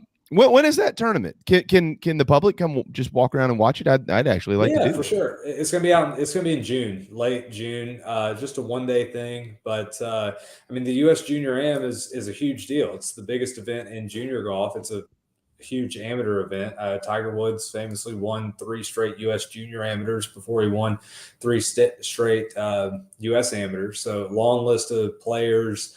If you do come out and watch, or if you know any talented junior golfers, especially in today's game with the way distance is such a priority, it's amazing to see how these kids play and how far they hit the ball. I know when I was 15, 16, 17 years old, I was not hitting it as far as they are now. Also, I don't know if this is something probably every generation thinks, but I look at some of these kids now, they look 25 and they're like 16.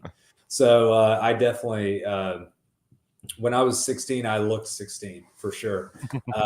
So it's very impressive to watch. We're lucky to be able to have the College of Charleston out here all the time. I mean, being the home course to the College of Charleston men's and women's golf teams, to be able to see the talent from the 18 to 22-year-olds at the college is remarkable, and it really shows you the popularity of the game of golf and the way athleticism is really taking precedence in the game of golf. And so, yeah, I mean, as we get closer, I'll give some more details to that. But yeah, it's certainly open to anybody to come watch. Scott Glaze, Golf Pro, Stono Ferry in the beautiful, original, and East Coast Hollywood, South Carolina, just south of Charleston. If you've never been there, you should go. StonoFerryGolf.com. It's one of the top 10 courses in the state, as voted on by Tiger Woods and other peers on the PGA Tour, whom are playing today. Not Tiger, though. Speaking of 16, you know who still looks 16? Victor Hovland. He's going to tee off with Brooks Koepka at 250. They'll be the 4th and 5th players to go. Poor Cameron Champ's got to tee off by himself today. Sucks. It's okay. He's in Hawaii, though. So Darren mentioned earlier, small field, but excellent field of golfers as we're kind of rolling along for the first time in 2022 at Kapalua. Tell us about the course. Kapalua is probably the toughest walk on the PGA Tour. It is extremely hilly. It is on the cliffs of actually it might be the Big Island or maybe Maui. I'm not sure. Maui. Mm-hmm. So we're going to have some beautiful scenes. It's one of the most picturesque golf courses on the PGA Tour. It's extremely long. It's going to be breezy. We've seen scores go really low here before. Ernie Els has the scoring record from back in like 2006 at 31 under par. But we've also seen even as most recently as I think 2019, Justin Thomas, when he won, was only somewhere around 14 under par. So the course can play difficult. It went under a restoration several years ago from Core and Crenshaw, the original architects of the golf course, to kind of restore it to the way they originally wanted it to be played. It's out in Hawaii, so you get primetime golf, and I love watching primetime golf. You can get home at night, turn on the TV, and these are all of our tour winners from last season. So it's a really, really great event, limited field of 39 players. So you're going to get to see the stars of the game. A lot of similarities in what to watch for, and if you are trying to make a pick on who to win, a lot of similarities between Kapalua and Augusta National. Big golf courses, wide fairways. You never get an even lie. You're going to be playing with the ball above your feet, below your feet, downhill, uphill lies, and very big undulating greens. And we've seen over the years a lot of people that have success at Augusta National have success at the Tournament of Champions at Kapalua. Tiger Woods won this event twice. Sergio Garcia has won here. Vijay Singh, Phil Mickelson, Patrick Reed, Zach Johnson, Dustin Johnson, and Jordan Spieth. And even if you wanted to go as recent as last Masters, Xander Schauffele, who was having such a great Masters before it slipped away on the 16th hole there, he's a champion here at Kapalua. So a lot of similarities there. We always get to see some really good golf, and it's great to be back in the swing of things on the PGA Tour, and it is full steam ahead now for basically the next 9 months. And for any golf nuts out there, that's extremely exciting. Is it as penal as Augusta can be? Because DeChambeau is getting a lot of love from not the favorite, but kind of right behind that opening line. If he can improve on the strokes gained on his approach, so is it as penal if he's just hitting the ball everywhere? No, not nearly as penal, and that's why we see the scores go a lot lower here than they would at Augusta National. Plus the greens being right there on the course or on the coast in Hawaii, you're going to have some grain to deal with. They're slower, noticeably slower than Augusta National is. And when they are slower, you're going to bring more of the field together. It's easier to putt on slower greens for the most part. But DeChambeau, a lot of love. I know if you see him on DraftKings, things like that, he might be the top guy or close to the top there, and rightfully so. I mean, he's going to be able to hit some drives easily over 400 yards this week, maybe even approach 500 yards once you start coming down the hill and downwind. So he's going to have a tremendous advantage, and he putts well enough to where he's going to be able to navigate the greens, which can be tricky, undulating. Like I said, a little bit slower, but we do have to keep note that now in 2022, we have the new rule that does not allow greens books on the PGA Tour. And we'll see how that affects DeChambeau, who very notably has used and relied on those books. And that's been part of his Achilles heel at Augusta National, is that he hasn't been able to use those there. So now that he can't use them anywhere, we'll see how that's going to affect the short game. It's 1:59 on a Thursday afternoon, but we're going to extend this a couple of minutes with Scott. I don't know. I might have missed it. I've been looking off screen because I've been Google mapping the course.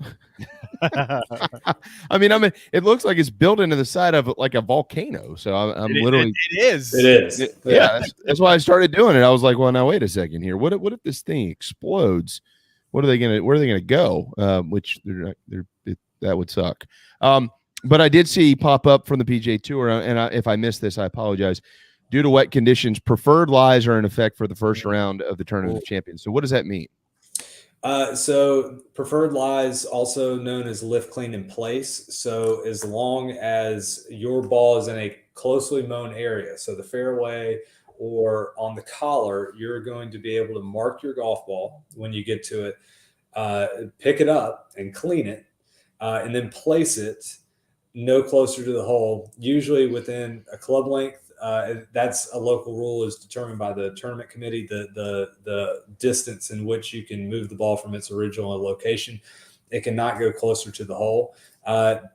They do that if it's so wet that they fear that they're going to get a lot of mud balls. So you'll have balls that hit in the fairway or in the collars of the green and then collect mud on the actual ball, which, for guys that are this skilled, that will affect the play of the golf ball if you're trying to hit it with mud on it.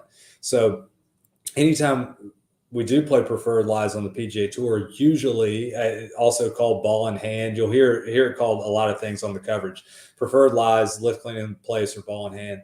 And usually that tends to lead to lower scores because these guys are able to place the ball in exactly the type of lie that they want it. I know that it doesn't seem like it's going to make that much a difference, but let's say if you're in a slight depression, or if you're in an old divot, or even if you just don't have a great lie in the fairway, you can, and say you're going for the green 280 yards away on a par 5, and you really kind of want to perch that thing up on top of the grass to be able to get a good 3-wood on it. You're going to be able to do that when you're playing preferred lies. So usually the scores are very low whenever conditions are like that on the PGA Tour, because the course is soft. These guys get ball in hand and they can just start firing away and throwing darts. Well, let's all root for Colin Morikawa then to have a great day. We can make that handshake agreement. Yeah, I mean, he's about the best dart thrower out there right now. So I think that if he can keep the putter rolling, that could very well be the case. He's not my pick this week, but we'll get to that. Who is your pick? My pick is Jordan Spieth. Jordan Spieth has not been here the last couple of years, obviously, because he's not been playing well. But now we have Jordan Spieth in good form. He leads the statistical categories of all players who have at least 12 rounds at Kapalua in the Tournament of Champions. He leads in scoring average finish, percentage of rounds in the 60s, and strokes gained total per round. He also is the only player of 98 total players who've played at least 12 rounds of this tournament. He leads all players with the most birdies per round. And like I said, the similarities between Kapalua and Augusta National are very similar. And we know Spieth's track record at Augusta National and the way he likes that place. Plus, he's back at a place where he's won. He's back amongst kind of the fraternity of these winners on the PGA Tour.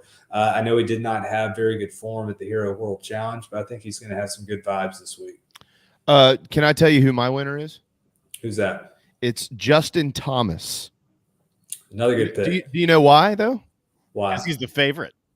Well, I didn't know that, but because Alabama plays in the national championship Monday night, there's no chance he's going to let them go into it without him winning first. So he wins. Or you could go Kevin Kisner or Harris English for that. If we're going with that, Georgia Bulldogs in the field, they might feel the same way. No, they're not going to win. And last year, JT finished third. in the Tournament of Champions. So it's time. It's time. He's going to win this year, probably by 2 or 3 strokes. I know we got to run, but JT and Bones, how good is that year about to be for them? Could be really good. Could be a good several-year run.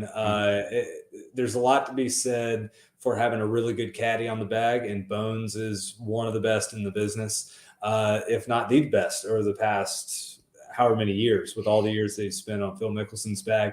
So that knowledge that he's going to bring to the raw talent that JT has is going to be really, really fun to watch. And I know that JT puts a lot of pressure on himself to perform even better than he has the last couple of years. I mean, he won the Players' Championship last year. He was on a winning Ryder Cup team, did well FedEx Cup. I mean, had a great year, and he was not satisfied. He wants to win more major championships, wants to win more on tour, wants to close out victories. So that's why he made this move to go to Bones. I know it was a mutual parting of ways with his old caddy there, but he's looking to dominate. I thought it was interesting. If you follow him on social media, on Instagram, he put up this video compilation with the song dubbed underneath, coming for that number 1 spot. So he's not shy about anything like that. I know he wants to be number 1 in the world again.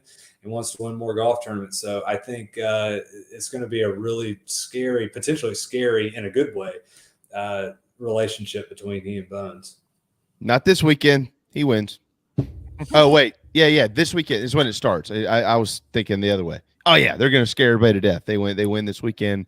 Then they're going to party for a day or two in Hawaii and then celebrate the national championship for Bama and come back.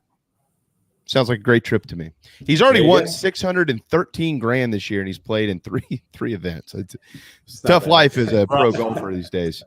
All right, well, we'll let you run on that note. StonoFerryGolf.com to book those tee times. If you haven't been outside in the last, 3 weeks or so, you've probably missed the good weather. So, peek out a window every now and then and grab your sticks and go play a round or two up there in Hollywood, South Carolina, where you can find the very well-combed Scott Glaze, golf pro at Stono Ferry. Scott, Georgia or Bama, who wins?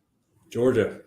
I'm going to be a contrarian, I believe, in probably all your picks, but I think Georgia. I think sports have a poetic way of working themselves out, and I think with that, Kirby Smart's going to finally get the monkey off his back. Georgia's lost 7 straight times to Alabama. And my girlfriend is a UGA grad, so I'm an honorary dog. And if I dare picked Alabama, that would not be good. So go Dogs. Yeah. Dogs would be the first team in the SEC East to beat Alabama since the mighty South Carolina Gamecocks back in 2010. It would also be the first SEC East team to win the national championship since those wearing Florida Gators back in 2008 or 7 season, but January 2008. So a lot on the line for Georgia this weekend. We'll see if they can get it done. Thanks, Scott. Thanks, guys. We'll see you. Good to see you. Happy New Year. Happy New Year.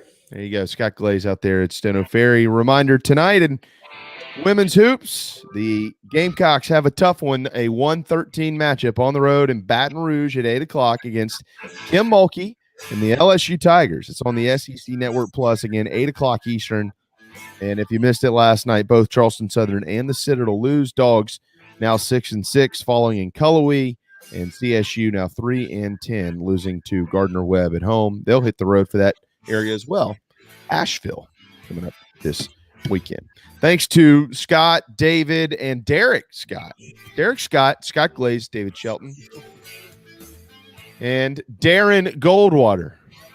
Darren, David, Scott, Derek, gold jacket, green jacket. We're back tomorrow at noon.